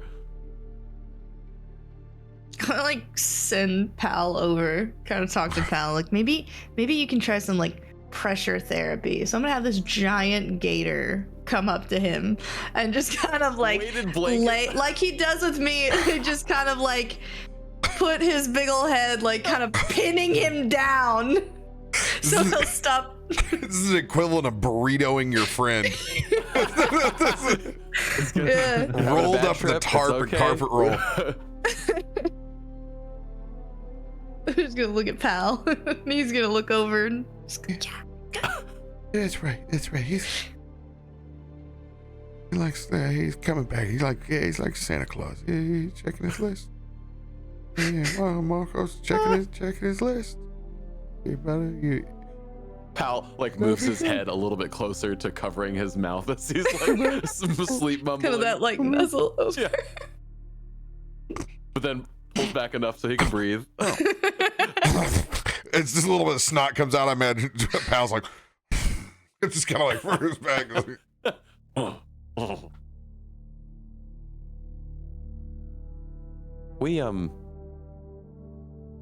We should probably have him head to the boat before going to Grimfile, shouldn't we? Might not be a bad idea. I'm pretty sure that Blueberry's pretty lonely. If she hasn't eaten the boat yet, As your it can't be DM, as big as the boat. That is the I'm last pretty thing I think sure we should do. that he'd fight you. He that's just fair. said he didn't want to. Like, there's no way. I let you burrito me. You think he's gonna give up and just You can drug and burrito my sadness away, but don't you dare put me on the boat. Don't you put me on the boat. It was just an idea. I was just floating it out there. I mean, I like the chaos that he brings. That dude just like shits out fairy fires. That's so handy. I love the butterflies. Why didn't he like the butterflies? I think he was just getting a little bit in his head. Mm. Yeah, I mean, when those butterflies come out of his ass, it's magical. Like some stuff goes down, man. He feels crazy. no I different can't do that. than the rest of us that weren't inside that ziggurat. He is processing his own feelings for not Absolutely. being there for his friend. Whether he will learn to understand that he was will only take time. See, I was right. Time. Smart words. And Krak's gonna like gather up the vines that everyone's been kind of working on now and go off into a little corner and assemble more. He's building. He's building. That's my goblin.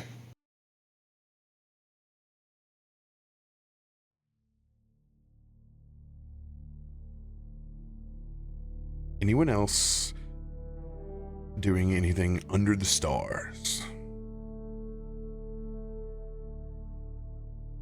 I'll make a roll for what I'm crafting. Go for yeah. One. I think it's this one.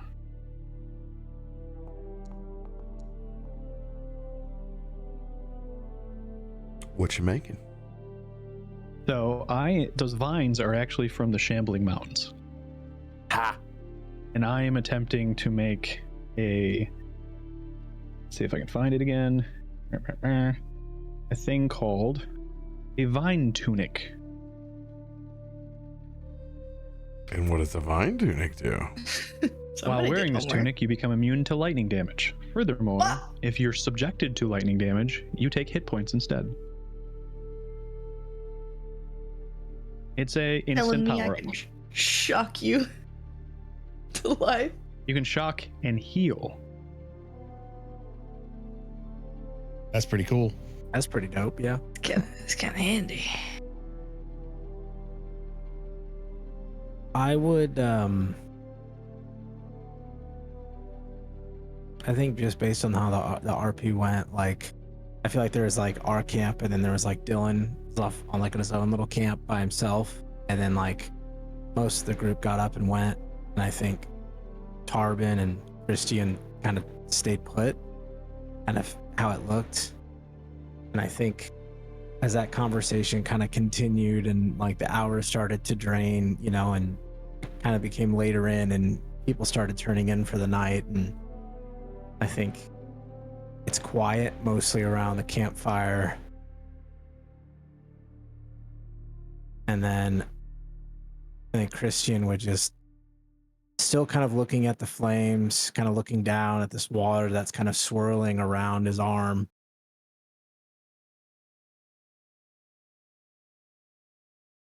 What do you think happens next, Tarben? I think we fight for our lives.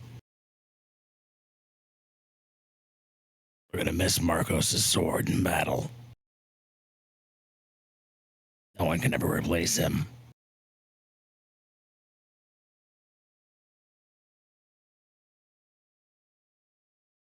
What do you think happens after that?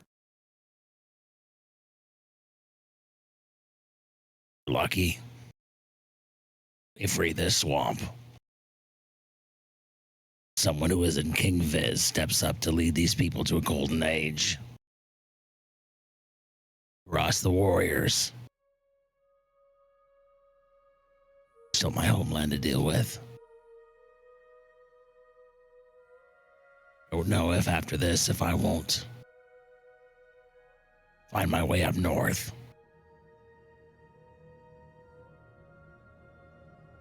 If we survive, of course.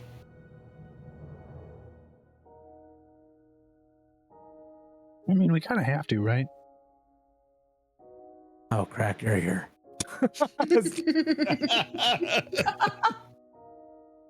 He just as he unfolds like what now looks like a ghillie suit. Oh, We'll take that Yeah. as we finished talking to Dylan and we all kind of like melded into the conversation. yeah. You go up north. You make it sound like you're going alone. None of you are conscripted in what I need to do. If you choose to go, it's by your own accord. I can't guarantee that this next battle won't end your want to fight. And I don't expect anything from you. None of you. Yeah, but that's what makes us so close. You don't have to expect it, but It you know just we're gonna is. be there. Tarben makes a point. There are different paths that we all walk at times. And it's honorable to want to see those through, but sometimes it's important to make those strides yourself. And if that's a calling upon you, there's no obligation for others to follow.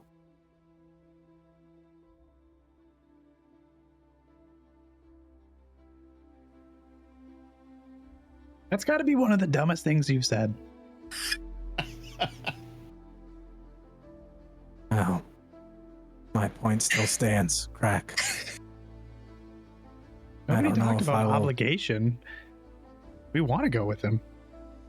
He can go alone. We'll just be 10 feet behind him. Really think you're gonna be able to get rid of us at this point? We have a lease together. You may be like a big bear and everything. You're kind of slow. I'm faster. It's just math. Never said I had all the answers. Well, there's an arc. Just know that I would love to have you by my side in every battle from here forward.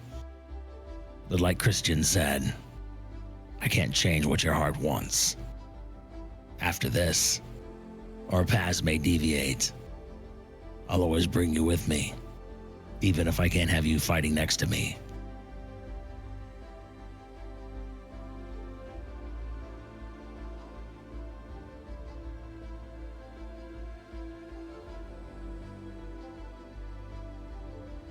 I think at that, Christian would probably go quiet again.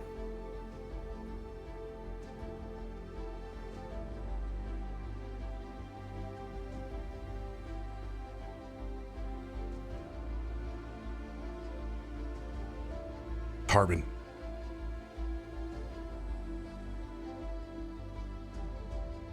Like the majestic Coca-Cola bear that you are. Nice. I like it. Your silhouette staring up at the night sky and the constellation and the stars. It has to be a reassuring feeling at just getting to see them again. Now that the haze is cleared and you're able to find your literal North Star, seeing the constellations that lead back home, tracing them back to the new ones that you've learned.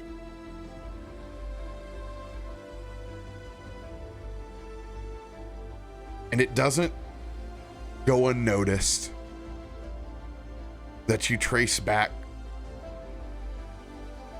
to the one of the dragon, Brine in particular. Your moment underneath the stars is that simple way of being able to reconnect with your old warrior friend.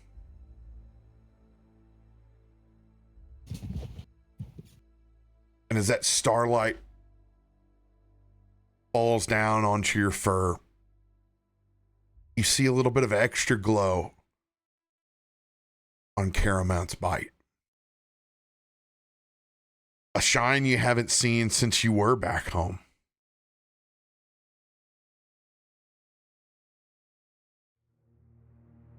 You felt yourself getting stronger the further you cleared into the swamp. Your own divine nature and the vengeance that's brought you here to clear this area. You felt your smite getting stronger, but there's just something about being under that crisp sky that reminds you why you've walked the path that you've walked. That confidence to trust the stars and to navigate your way. At level 11, you finally got that extra 1d8 of radiance to all attacks. But that confidence of being under the stars of both your own and your own fallen warrior, that die is now a 1d12 that also re-rolls 1s and 2s just like Caramount's bite. Oh, doctor! Big swangs. That's terrifying. So you do 2d12s, 1 of slashing and 1 of radiance. It's already on your sheet. Swing away, buddy. Ooh-wee.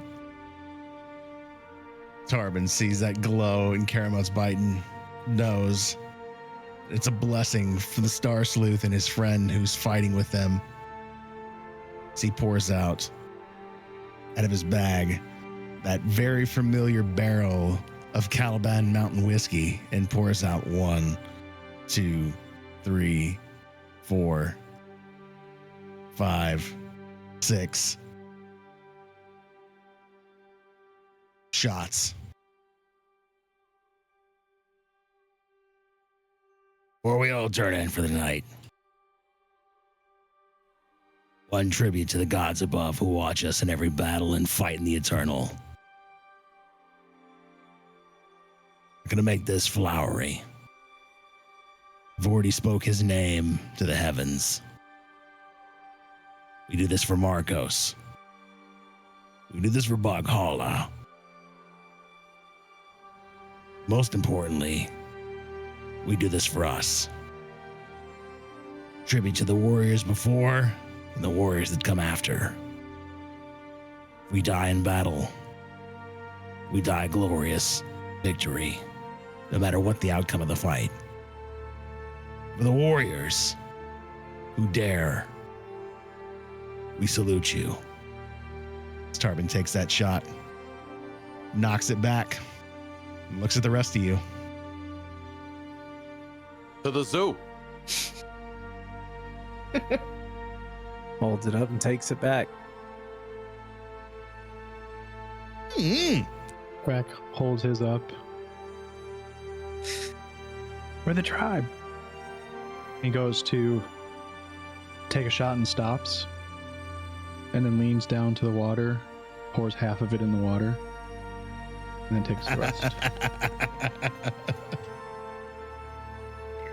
All right, enough.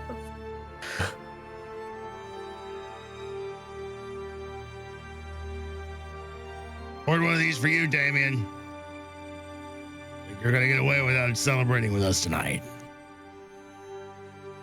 For the tribe.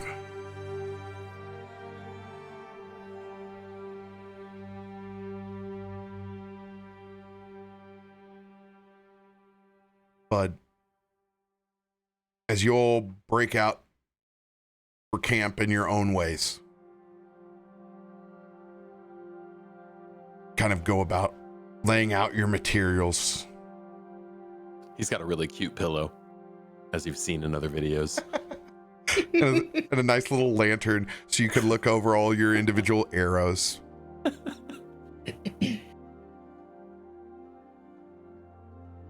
You reach into that special magical quiver of yours. As you count and you look back and you go, set apart your cold arrows, a couple extra lightnings. You pull out your last radiant arrow. Shines as bright as the lantern that you're sitting there. You reach back in. The quiver, there's already another one there. Pull it out. And then another.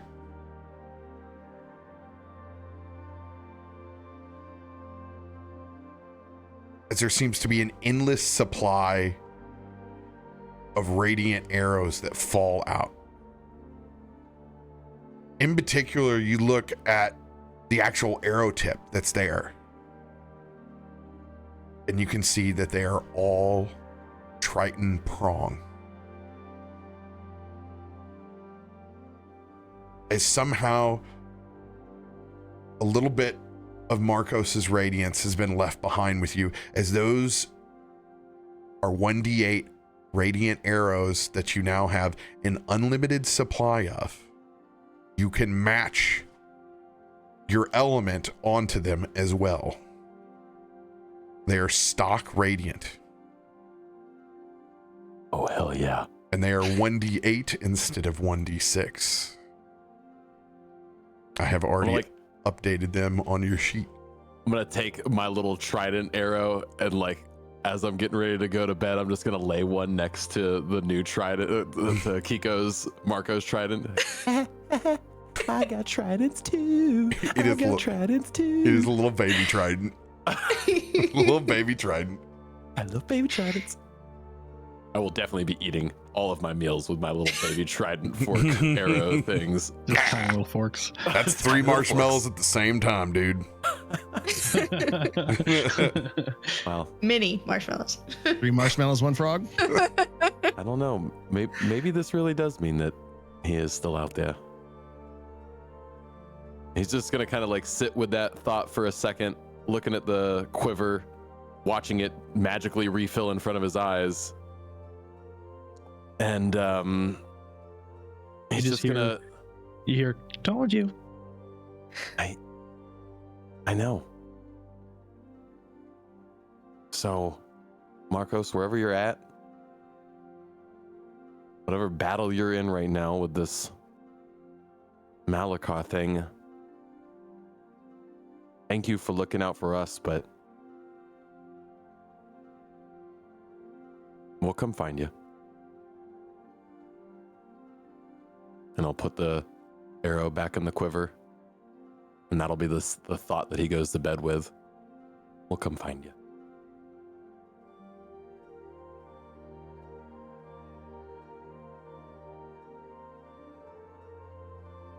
Krak, you have one of those eureka moments some point in time during your slumber. It's as if gaining extra hours in your sleep to figure out and piece that alchemy back together. You've seen a lot of elemental power over your time, but you've also seen just what Dylan's Fae spirit has brought to the table. And maybe it's gone a bit unnoticed, but so many of his tears left behind when you had that talk with him, some of it has harvested into your beakers. And you know there's just enough residual to tap in to have that eureka moment.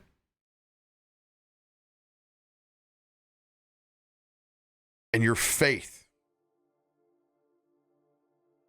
turning to confidence. In your dream, you begin to construct something that you've never put together before. A bomb that encompasses everything. As it finally unlocks in your brain how to make a prismatic bomb. It will have the same properties as prismatic spray in bomb form. You will be able to roll a d20 at the beginning of each day. If you roll a 19 or a 20, you'll have 2 of them instead of 1.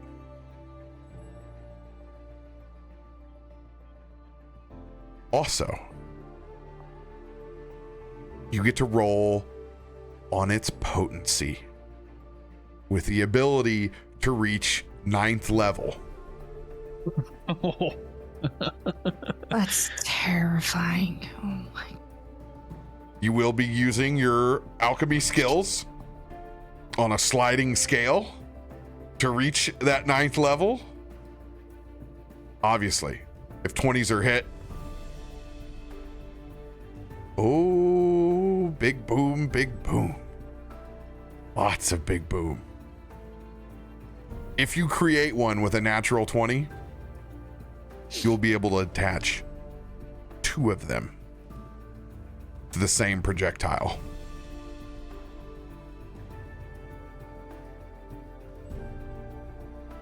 You'll also get a reroll on the prismatic spray.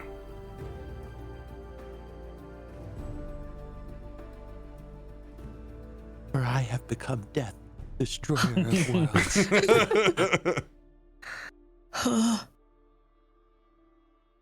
All fear me and despair. Is he still rocking like 5 death bombs in his pocket too? Like, Yep. Yeah. I have many of them. I make them every day. I have many of them. I can This one is taste mine. colors. Everybody go ahead and click that long wrist. Ah! Oh gosh, yes, please.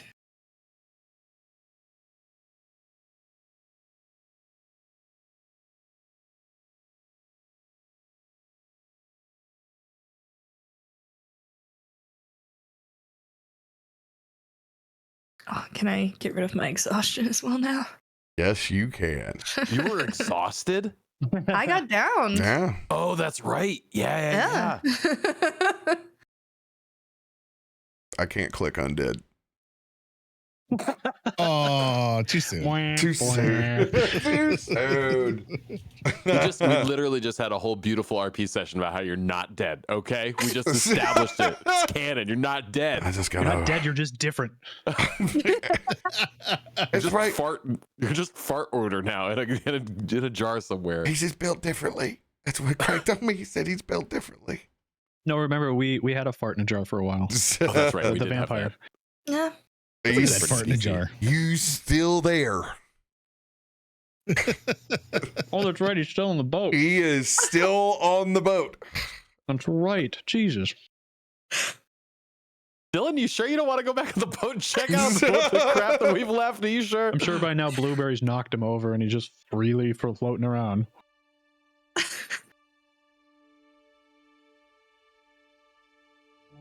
How long did you have until Blueberry grew up? I don't know. I don't know albo physiology. You Didn't come you roll back. for it? You come back and it's like Beast that's sitting there. Well, Krak, it's Huh. been an interesting time. I've been reading over your tomes. I'm ready to go. Cannot wait. I'm ready to go to school when Akiko is ready. I would have loved to attend college at Merrowstrand now. Just hope he Cafeteria's doesn't turn great. into Dark Beast. Ooh, is that raw ribeye? Just like Uncommon Dante. rare. Just don't leave him. Just don't reject him after. Deep cut. That's a deep cut.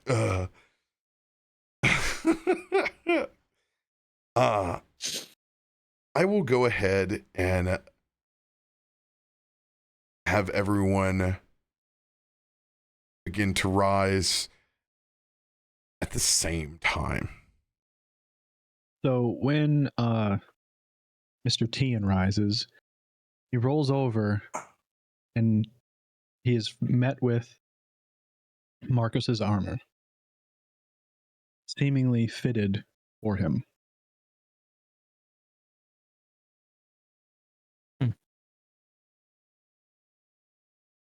No note, no nothing. Just neatly set, neatly cleaned. I think as he rolls over and he just kind of feels it and kind of like looks at it, and he just kind of sits up and kind of runs his hand over it and checks it out. and thinking to himself how he was going to have a tough conversation with Tarben about how exactly they're going to do the fighting because he has no armor this whole time. So he's like, we're going to have to maybe do a little bait and switch. But he just kind of like looks at it.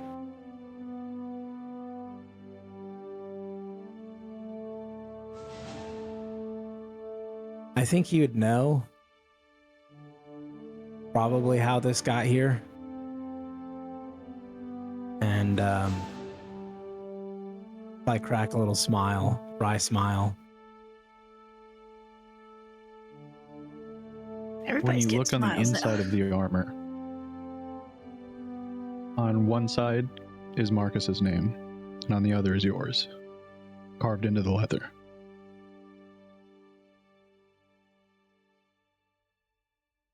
He spelled it right too. No upside down E's.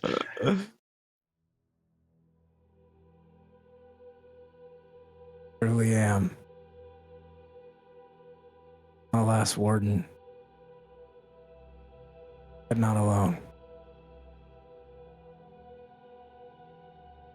He just kind of looks out into the water. I'll wear it with pride.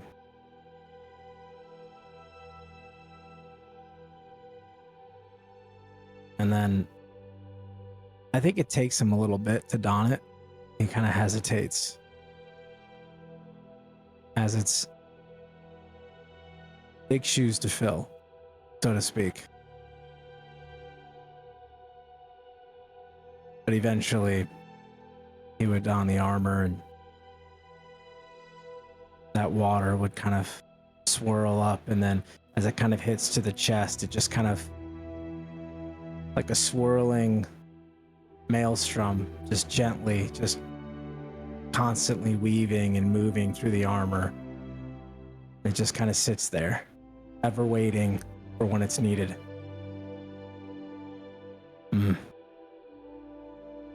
I owe you one, Krak, he says to himself. And then he starts his morning routine. Push-ups, sit-ups, a few laps, you know, you gotta get jacked somehow. Gotta get that 12 pack. Gotta get jacked.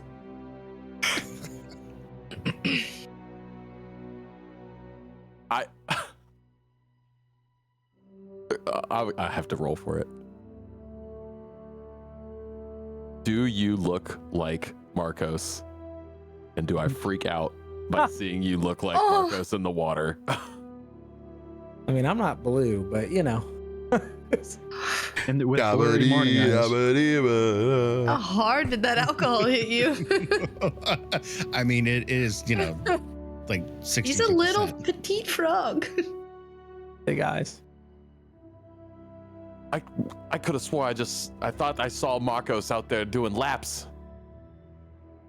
I'm assuming, Krak, you must have made that armor for him? Or got that ready for him?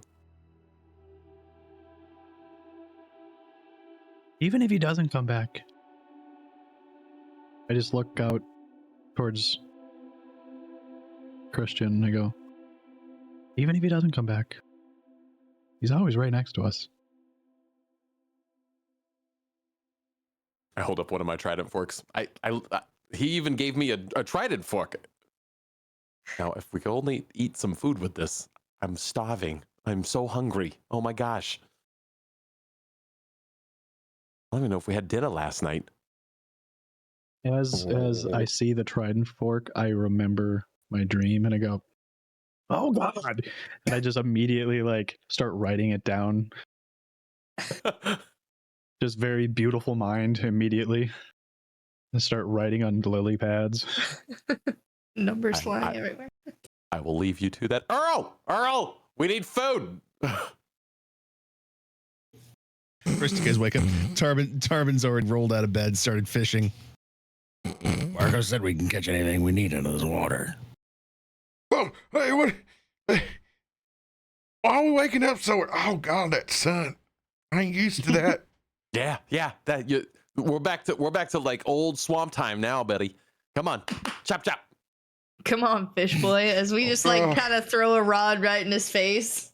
Without like breaking my number sequence, I go, you're gonna have a little bit of a headache for a while. And your eyes are not gonna like the sun. What you breathed in last night, not recommended to do again. I don't remember anything. How'd I crawl underneath Pal? Oh, God. Oh, Yeah, but you slept real good with him, didn't you? He makes you sleep easy. Man, I think he had like the perfect, yeah, I think my spine, that feels good. Don't get used to it. Help us go find some food. Get that rib back in place. Also, let me know if you have like a coppery taste in the back of your mouth. That's a bad sign. No, I think he straightened out my COVID rib, actually.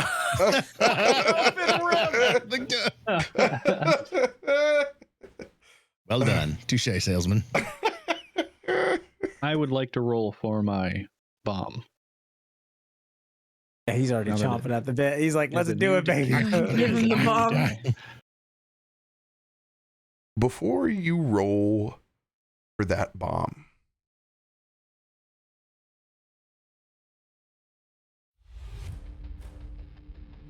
you feel a bit of a shake beneath your feet.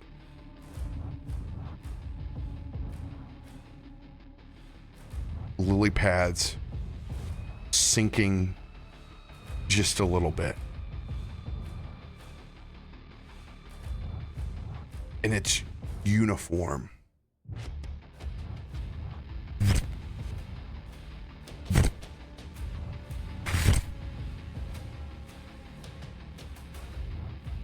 And it stops you for just a second in your concoction. I look over at like the glass of water. Very Jurassic Park. Let's go faster.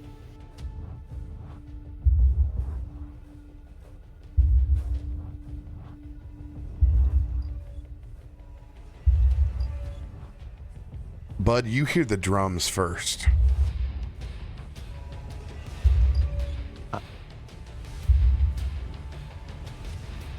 And then you guys see the banners.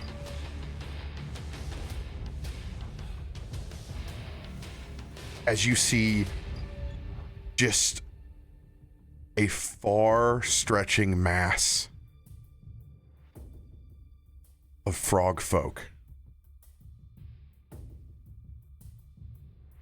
headed your way. But then you look up and see the banners, and in the middle of this cluster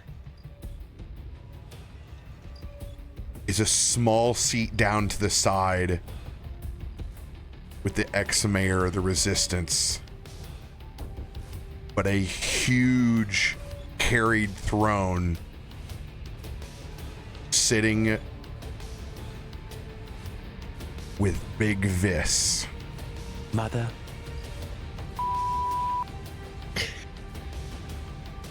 As you see him storming back into the swamp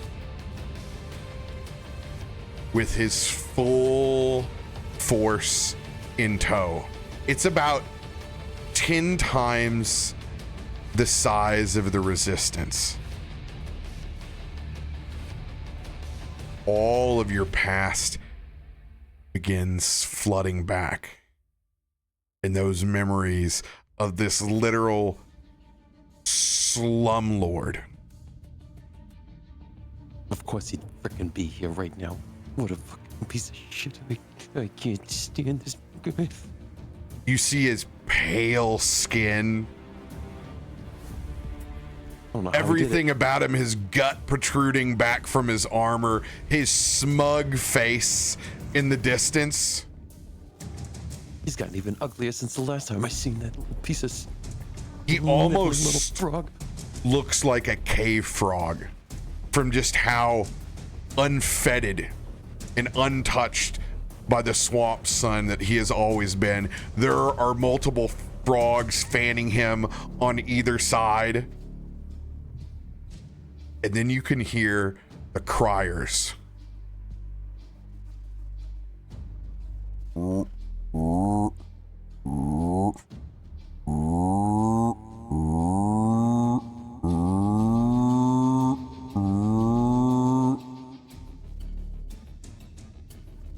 while the rest of the party doesn't understand,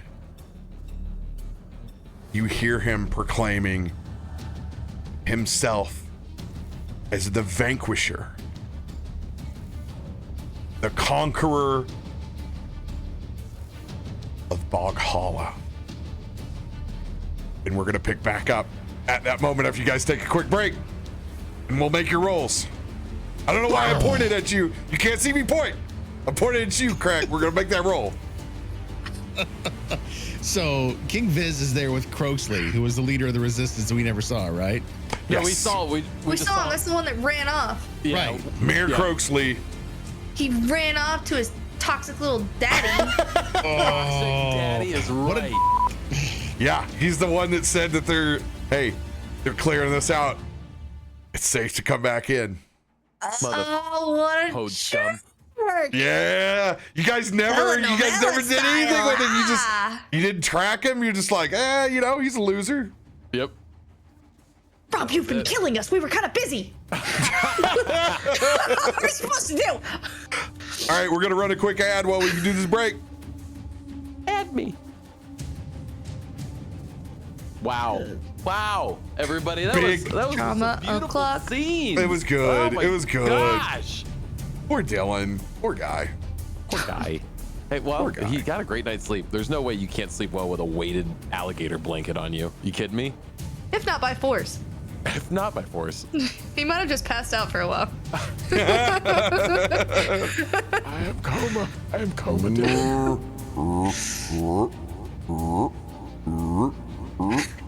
Mother.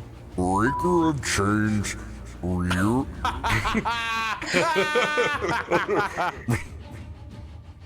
Freedom. God. He's like a fat Daenerys. That's exactly it. It's like it's the finger with Daenerys. Dude, I've had a lot of different pieces for Big Vis over time, and then Magic just happens to drop Bloomburrow, which is a full set of animal, like all animal-based creatures, and I look and I go, oh hell no. Full on like Spartan wear. He's cave white. I'm like, yes. This even though he's not as fat as my original Vis. Sure. Yeah. I mean, he's still chunky. He's still, but I'm like, oh, his barnacle buster sword. The albino white was the right call. That's the real. Yeah. What it makes me think of is the fish in SpongeBob that you forgot the pickles. That's like that is exactly what I think of when I saw him. A good burger, but you forgot the pickles again.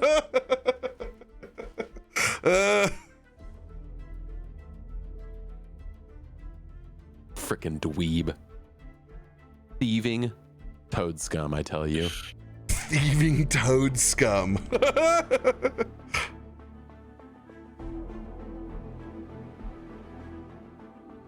What would it be without somebody trying to claim all of your hard work? Oh, absolutely. It's the right move.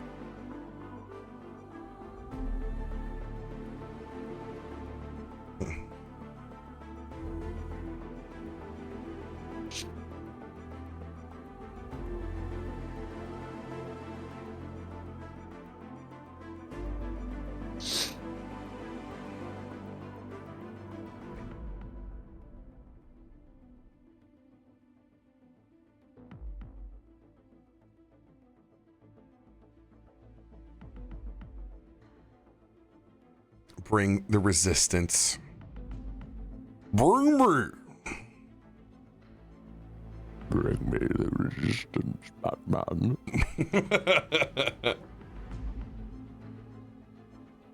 Right, I'm gonna fill up my water real quick. Oh, that guy's way too pretty. He'd be so much uglier.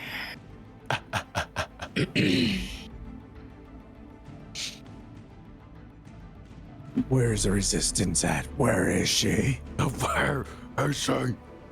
What a loser. I didn't realize mom's exactly name is how Liz. close to death you were. I didn't realize you recovered 150 health on that rest. I was dead. Markos didn't sacrifice himself. I was dead. 149 points on the rest. God The damn. most productive rest you've ever I'd had. be like, Yeah. no problem. I'm better. Yeah, and I got all these cool acidic scars all over my body now. Yeah, Chicks big scars. Now you're I'm gonna be one- batting them off. Well, that's forever. yeah.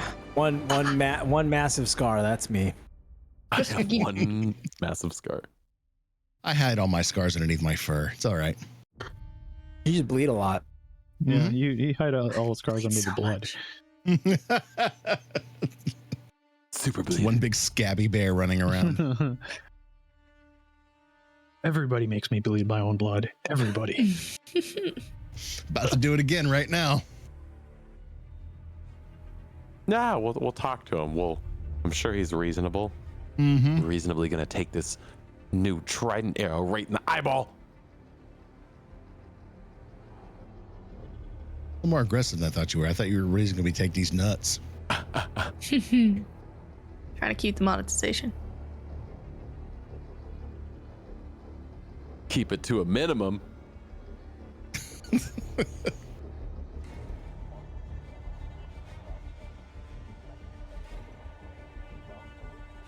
That's exactly what I have in my head. Is he's the pickles fish from SpongeBob. He's, you forgot the pickles, SpongeBob. You forgot that King Viz was coming back? Here I am to take rightful rulership of Barghala. What if you talk like that? That would be great. What a little sight for sore eyes.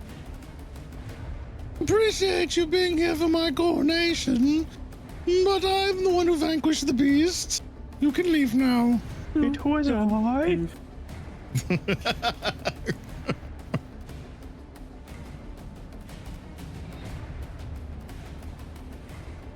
It would honestly be pretty funny if that is how he talked, because that would clash so much with what like Bud has remembered and then like built this memory of him, right? So it would just be like this clashing experience of, oh my god, he's even more of a wuss than I remember. Yeah, it's that thing where like you build this person from your past up in your mind, and then you Yeah. meet them and you're like, what the hell? What? You are not living up to my expectations. Yeah.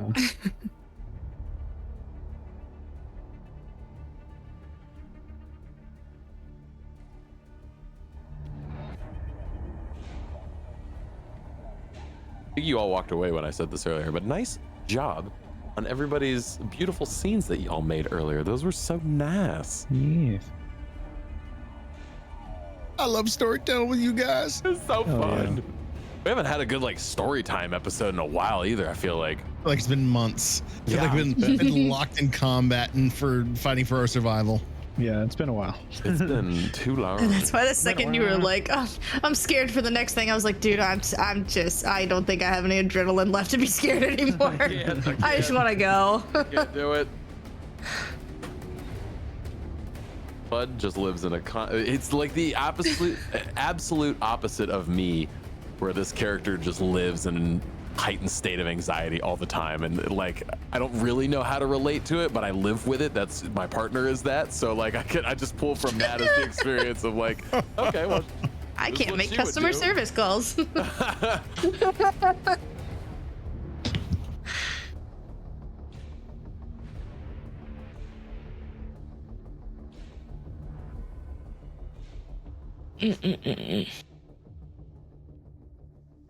Big Viz trying to steal the show and thunder.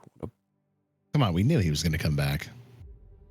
I imagine even Yeah. Pal's probably like right next to you, just kind of growling.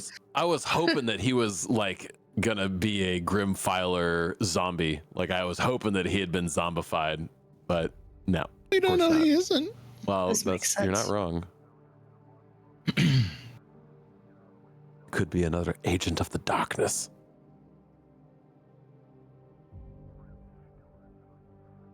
I think the darkness is your ally. You may have adopted the darkness, Batman, but I was born of it. Molded by it.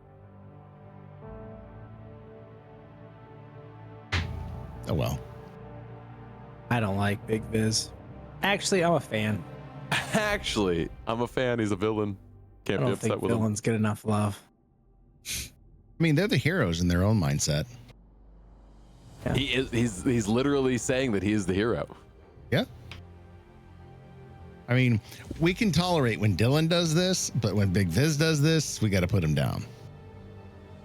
Put him down hard. Put him Oh, down boy. hard. Dylan can take, credit for all the boss killing he wants to, and we'll tolerate that. Absolutely. With this frog. He's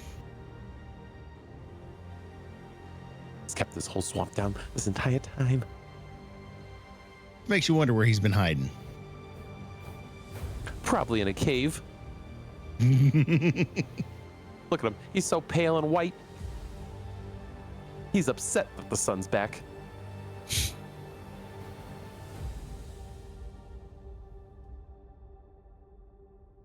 You just make the sun go away. Easy. Make him happier. Make it brighter. I was Or more his little thinking giant frog eyes. storm, strike him down, God's wrath kind of thing. I'm also A-okay with this move too. Before we begin any further, we need to go ahead and make that roll, baby. Crack be nimble, crack be quick. Crack make a lot of All blow right. up shit. Come on, 20. Rollies. Watch you roll off that 19.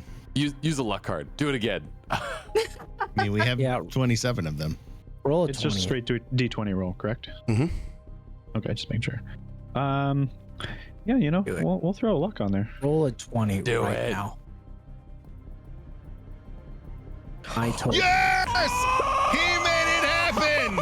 Literally manifested. Boom. Let's go. Sounded more like he demanded it. I mean, you Roll a Mudcat is 20. I just roll a 20. There it go. I just roll a 20. Let's go. All right. Go ahead and give us the alchemy roll with advantage to find out these two prismatic bombs, their level. All right. Ooh, actually, can I? Where are you? buy you a flower. Can I guide myself?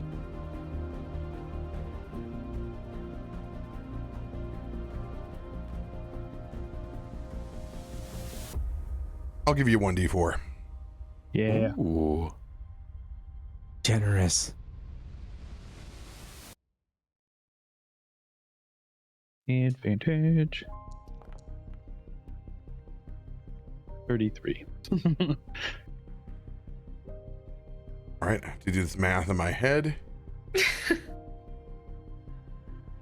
me just go ahead and get the Excel spreadsheet on that one.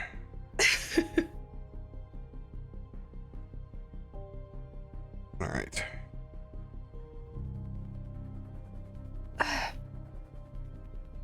Perfect. We'll do that column starting at 12.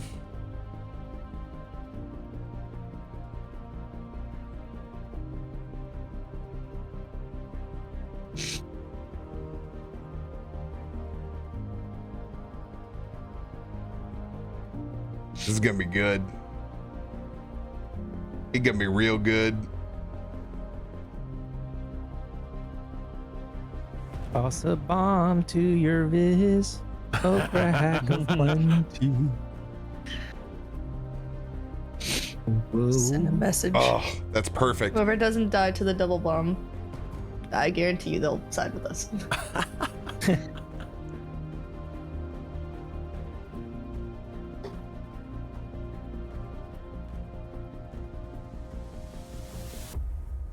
All right.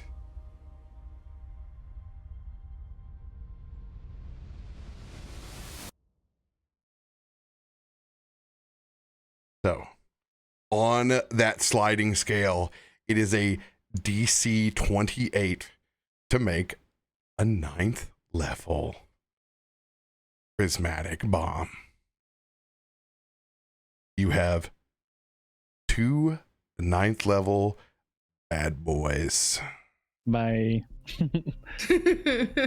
What army, Viz? Yeah. Army schmarmy. Okay.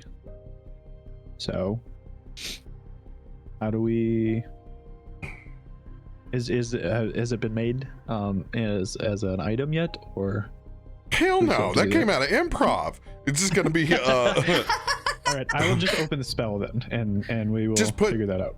yeah, all you got to do is drag and drop it, and we'll make it a 9th level innate. Handy spells. We'll get to that. Magic Don't worry spray. about the mechanical on it. We'll get to that. I'll just add it into my spell book here. Boom. Are you guys seeing this? Are you guys really?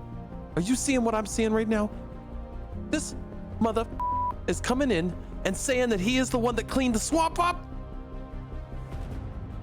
If that was not clear to everybody right now, that is Big Viz. This Bud just kind of looks twitching-eyed over and points towards this albino-looking frog walking towards us.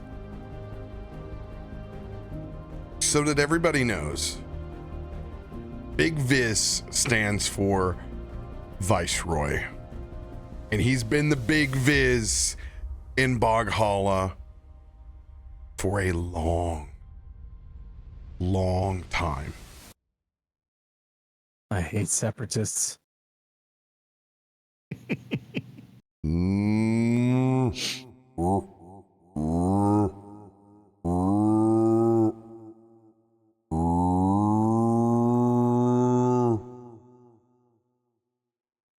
As everything comes to a standstill, that military march that's brought all of these individuals here halts.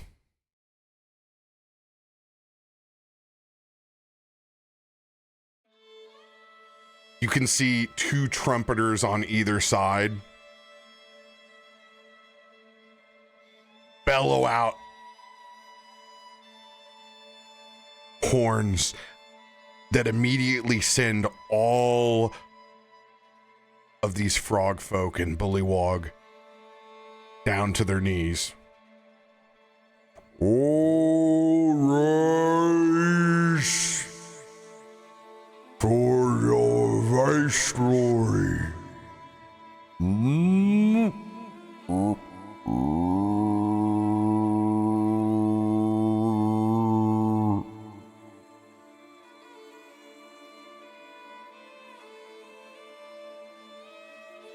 And you can see Big Viz doesn't even move. He just slouches as his body shifts into the corner of his seat.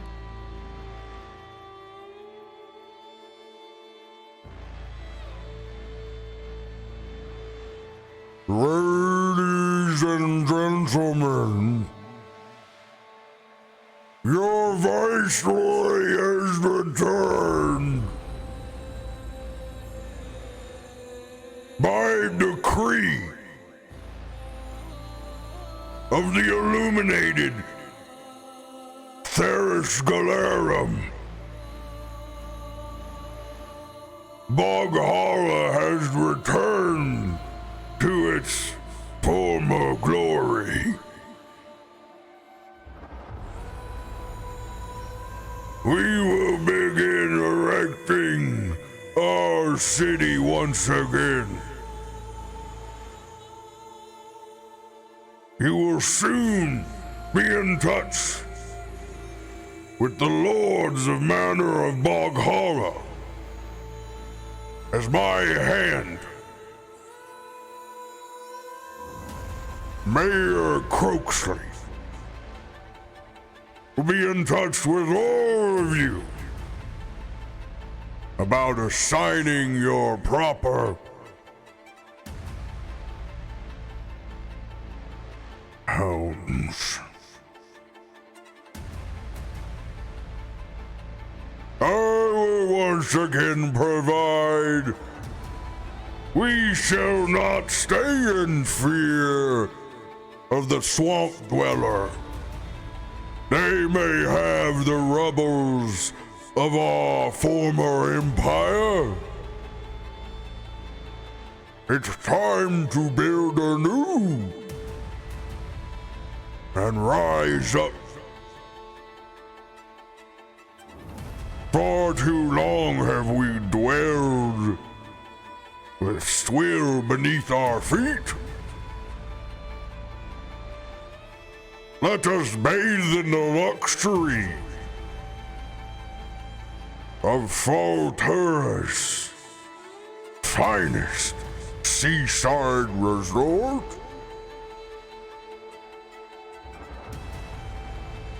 As you can see, there are literal brochures being passed and disassimilated as Boghala completely gentrified into one big slum timeshare condominium wasteland. The absolute nerve of this guy. Are you kidding me? Concrete buildings and all. It's like drinking beer in a Tampa parking lot. I've been there. It's depressing. And we're like far away from him at the moment, right? Yeah, you're a good football field away. It's just right. The projection. Like, this is just happening that we're all like on the side witnessing at the moment. Yeah. Yes. And he has backing of Theris Galarum. That's what he said. He just said. That sucks. And I might be dumb, right? But are they sided with Grimfiler or not sided with Grimfiler? And From the You pitch that he don't just gave. know the answer to that, but he's Okay. basically saying we could just ignore the top, our old yeah, swamp. we'll just go build our whole new city somewhere Yeah, yeah. else and just leave Yeah. that there. Got it. How big is this army? Just out of curiosity. It is like, 10 times the size of the resistance. 10 times. Okay, that's divisible by something. Oh god. He has a full army. This is absolutely insane. Am I losing my mind right now? Am I actually watching reality? Is this guy seriously coming in trying to develop over Boghala literally moments after we just unlocked it from being in the Grimfiler's hell grasp? Not even fully out of the hell grasp yet. It's not even all done. Seems like much like when he took our home, Theris Galarum is 1 or 2 steps ahead of us. It took everything in me not to just shoot an arrow as soon as he said that damn name. Theris is tied in with this? Of course it is. Everywhere we go, it's Theris Galarum tied in. Why wouldn't he have his fingers all the way into my past? He had to be hedging his bets. There's no way he could have known we would have taken back the swamp. But why would he want Boghala? No offense. None taken. He's an opportunist. It seems he just I mean, it's to be fair, it's the cheapest real estate on the water's edge. I mean, from a tactical, but it's tactical. Is that the right word? Tactical? That's a weird word. What you want to do is you want to like gather the smallest thing first, and then you build your resources like that. You know, you go for small berries, little things. You don't go for you don't hunt down a giant elk first. You know, you build up a little, a resource cache, and then you go after something huge. Can I DM looking at hearing the name Theris Galarum, right? Understanding there's a backing there from what we know, and looking at the army, can I tell if this is a hodgepodge of different armies, mercenaries that have all been hired and are now under this one banner, or does this all seem like peoples that somehow It's all like, bullywugs. it's all bullywugs. The entire army is Yeah, it's all interesting. former residents of Boghala. It accompanies both, you see militiamen, trained warriors. Bud would have a pretty good eye that it seems that his army doesn't look like it's seen any action. And you guys heard reports that Big Vis had exited and started going up the main road, largely preserving himself and not fighting. Yep. Yeah. First order of business: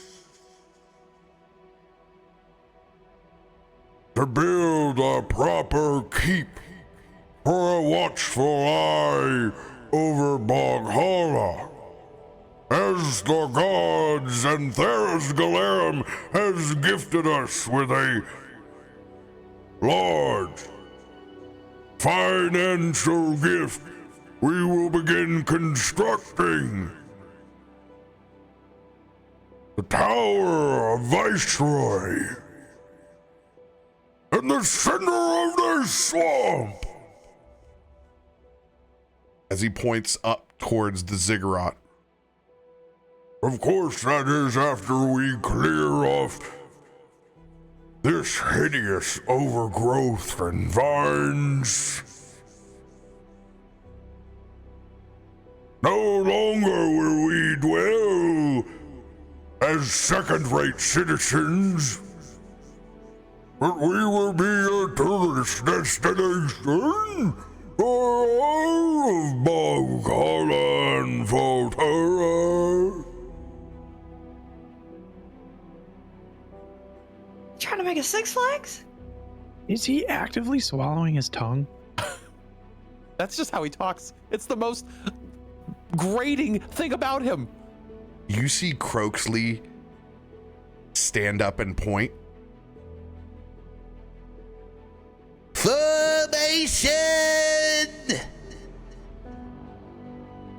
You begin to see a chunk of that army with axes go marching towards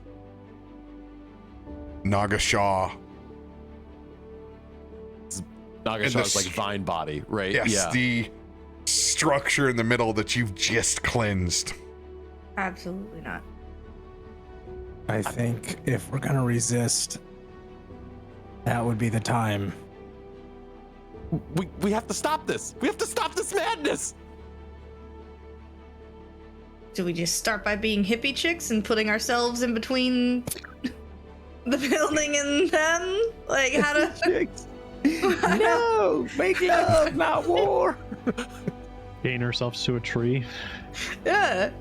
Earl, Danny, Hoppington, we can't let this happen again. We absolutely cannot let this happen again. I'm sorry, but there's too many of them. What are we supposed to do? Ah!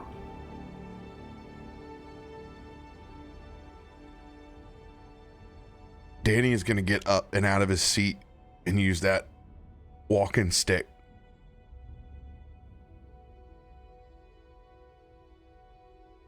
And you're going to see a look on his face that you've never seen before, bud. It's just resolute, almost pale, as he goes up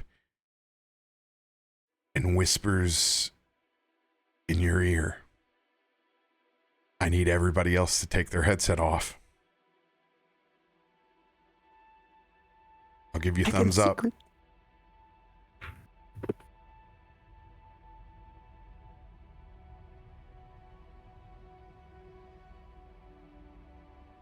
Bud, there's only one way. Somebody's got to challenge him. What do you mean challenge him? The old ways of the swamp.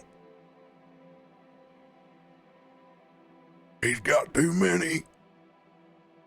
we wouldn't have anything left once we got to Grimfiler. We need these people underneath our wing. You're gonna have to challenge him for Viceroy. You're the only one here. It's gotta be somebody from Bogala.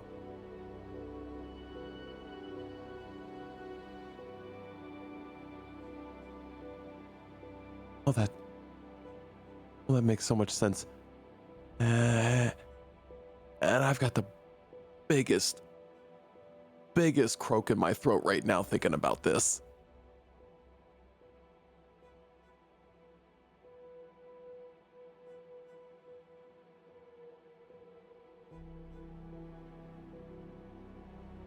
Remember, there ain't no turning back.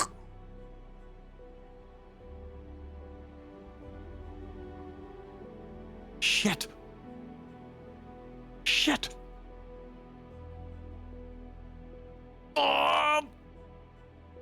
Okay. I'm gonna do it. Bud's just gonna look at everybody. Oh, this is so stupid. What do you think about doing, Bud? Oh, this is so stupid. Bud, Remember, we're behind you. We need to know what's in your head. I'm afraid you're gonna stop me. The only way to do this is by myself. And I'm gonna just start running towards Big Viz. I look at Christian like, bro, you can't say stuff like that. I don't. What? I'm just gonna like stop for a second, and he just takes off running.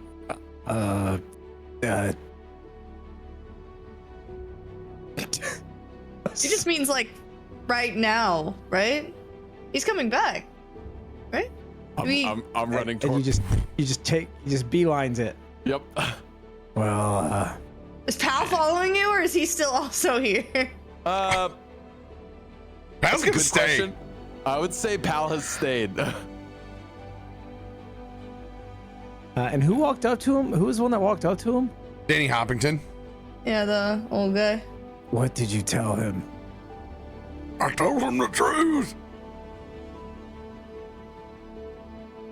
We can't take all those Frogfolk. We're gonna need everybody we can for Grimfiler.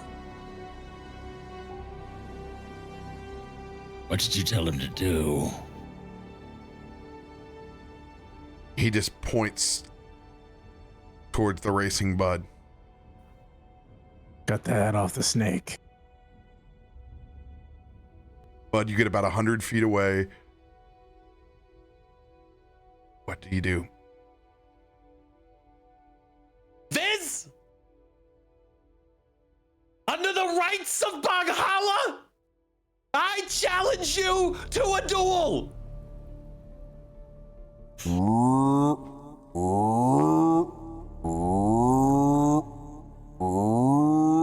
You and me! We settle this now! How dare you interrupt my coronation of New Baghala?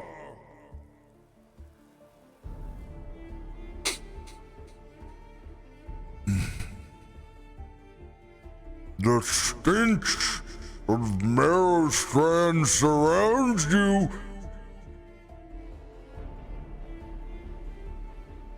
Listen to the false croaks.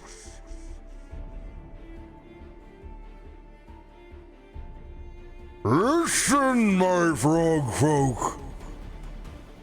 For this is a traitor among the people. Someone who's long left you to the swamp. Where were they when Grimfiler came? Only thanks to me do we have a new place and home. I accept your challenge for Viceroy, small frog. I will beat the tadpole off of you. Wow. I think that might be the hardest thing to swallow in this moment, is that you don't even remember me. Okay. You want to talk about lies and people coming in with false preaches? This man, as he points to him, this man is telling you that he has cleaned the swamp. This man is telling you that he has rejected and pushed Grimfiler back, and that could be nothing further from the truth. All he has done is kept himself fat and safe way up north, furthest away from Grimfiler. I merely kept all people safe, while you have allowed them to die. No. The only one that's letting anybody die has been you and your negligence. Because what I'm here for is to make Boghala free of all the oppression, of all the bullshit, including Grimfiler. You will sign your new lease and like it. I've already got a lease, and I'm not doing another one, especially not with another Tharaskalarum is involved. Anyways, what I need everybody to understand right now in this moment is that you cannot let him fill your head with more lies. He's an exile, a city frog. Exactly. Listen to the city frog. You do not want Merrowstrand here. Keep your swamp the way it is. You just got it back. He spreads lies from the slums of Merrowstrand. I don't even need you to believe in me. I will make Boghala great again. I just need you to believe in the real savior of Boghala, Markos Kosta. And that is the banner that I am challenging you under, Viz. The savior of this swamp, Markos Kosta. You see a very confused look. I know, that name means nothing to you right now. I will provide all the coasters that you could need.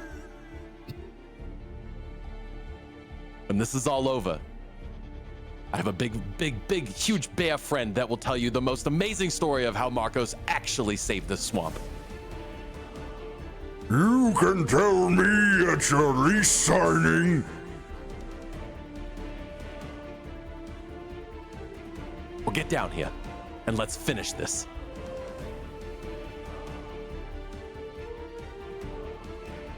No, I don't think I will. Well then I'll come up there. This is a duel, right?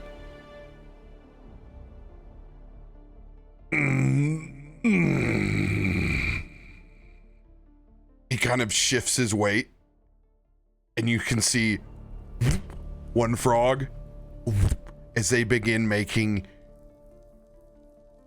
Frogfolk human steps up to the top of what is now the flattened platform of the ziggurat.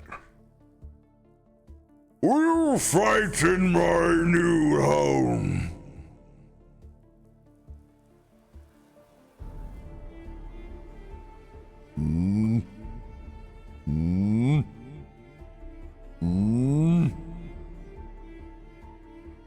Bud.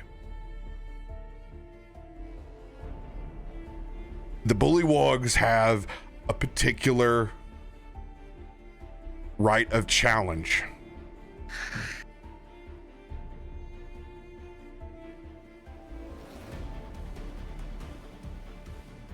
Everyone else that sees Bud at this moment sees him beginning to take his weapons off.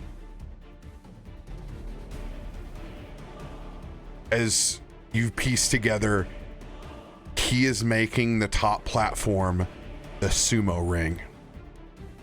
I thought it was slappers only. That's cool. It's frog inflated belly versus frog inflated belly. Oh my gosh. That's a lot of belly on his side. In one-on-one, someone has to be knocked off the top of the platform. That's a long way down. Got Featherfall. It's to the death. We'll start off with your Boghala right of Viceroy. For all the marbles. Oh boy. Next session. Oh my gosh. Oh my gosh. He baited me into it, chat. He baited me into it. God dang it. No sharpshooter. No making a stratagem. I gotta go against this guy with just my bully. Oh no, he gets his stratagem. I was gonna say, you should be able to stratagem. I got my Which brain. might be the best thing. He's got to go in for the angles. Oh, we getting froggy, baby. Oh, this Bob is and too weave. funny. Bob and weave. Hey, the smaller sumo usually wins, all right? They're more fit. They can last at least more than one round. I'm just ready for Big Vis to chalk up on you over here.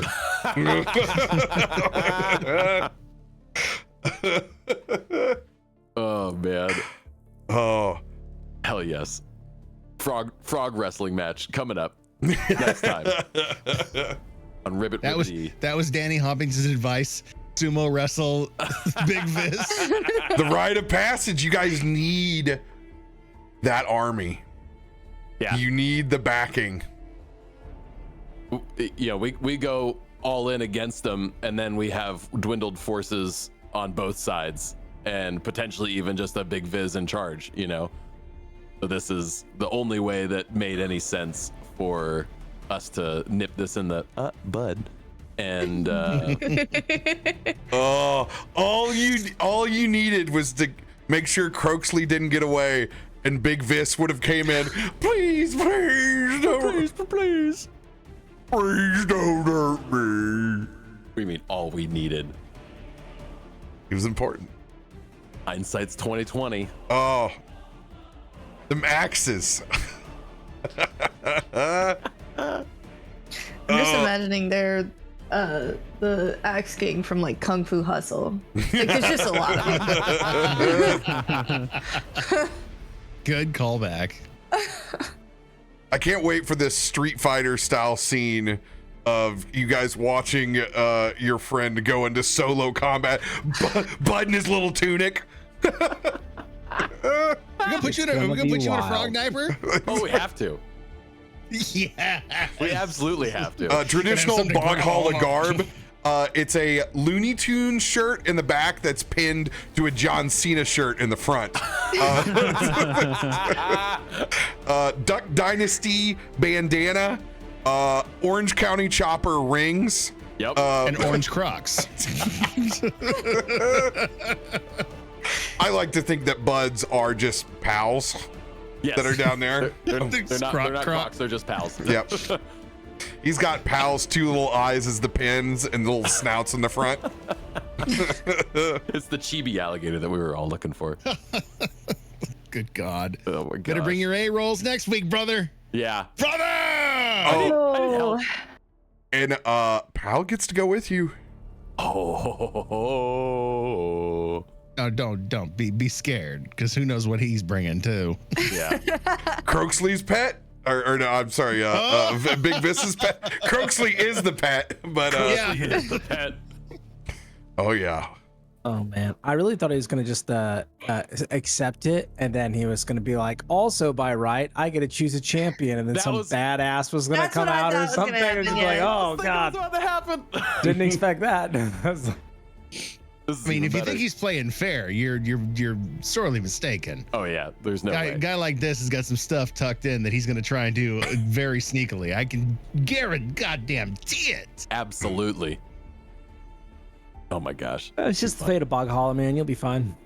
Good luck. Good luck. You know what? Just the fate of it all. I'm bringing my popcorn next week. This is gonna be good. And now here I am. We had this beautiful moment that we built up about how we're gonna stick together and be friends, and then I just go and have to decide to run off. Sweet. Yep. Yeah, that'll have. I thought some you were fun just like running to ramifications. attack him, and I was like, dude, what? Get some. Like he's just going straight for it. I'm like, okay. I had to do it. It was too much. It was a perfect moment in the scene to do that. And yeah, who knows? Maybe you just get to beat the shit out of a bunch of frogs. Like, there goes, you see Bud. That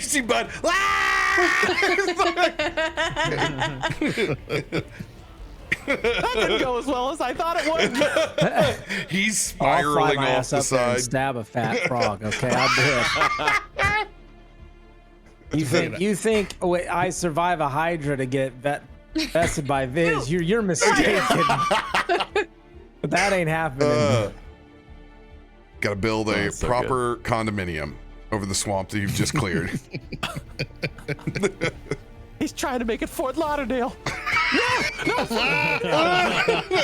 can't let him become Fort Lauderdale. Earl would have been very concerned. I got a lot of stumps out there, man. This would definitely make Dylan feel better. There's no doubt in my mind that he would be like, man, fuck this guy. He doesn't get to chop down Markos' tree. It's the most beautiful tree ever. But this is where we gotta love you and leave you. We'll see you guys tomorrow for Stormforged and Beyond. We'll see you guys next week.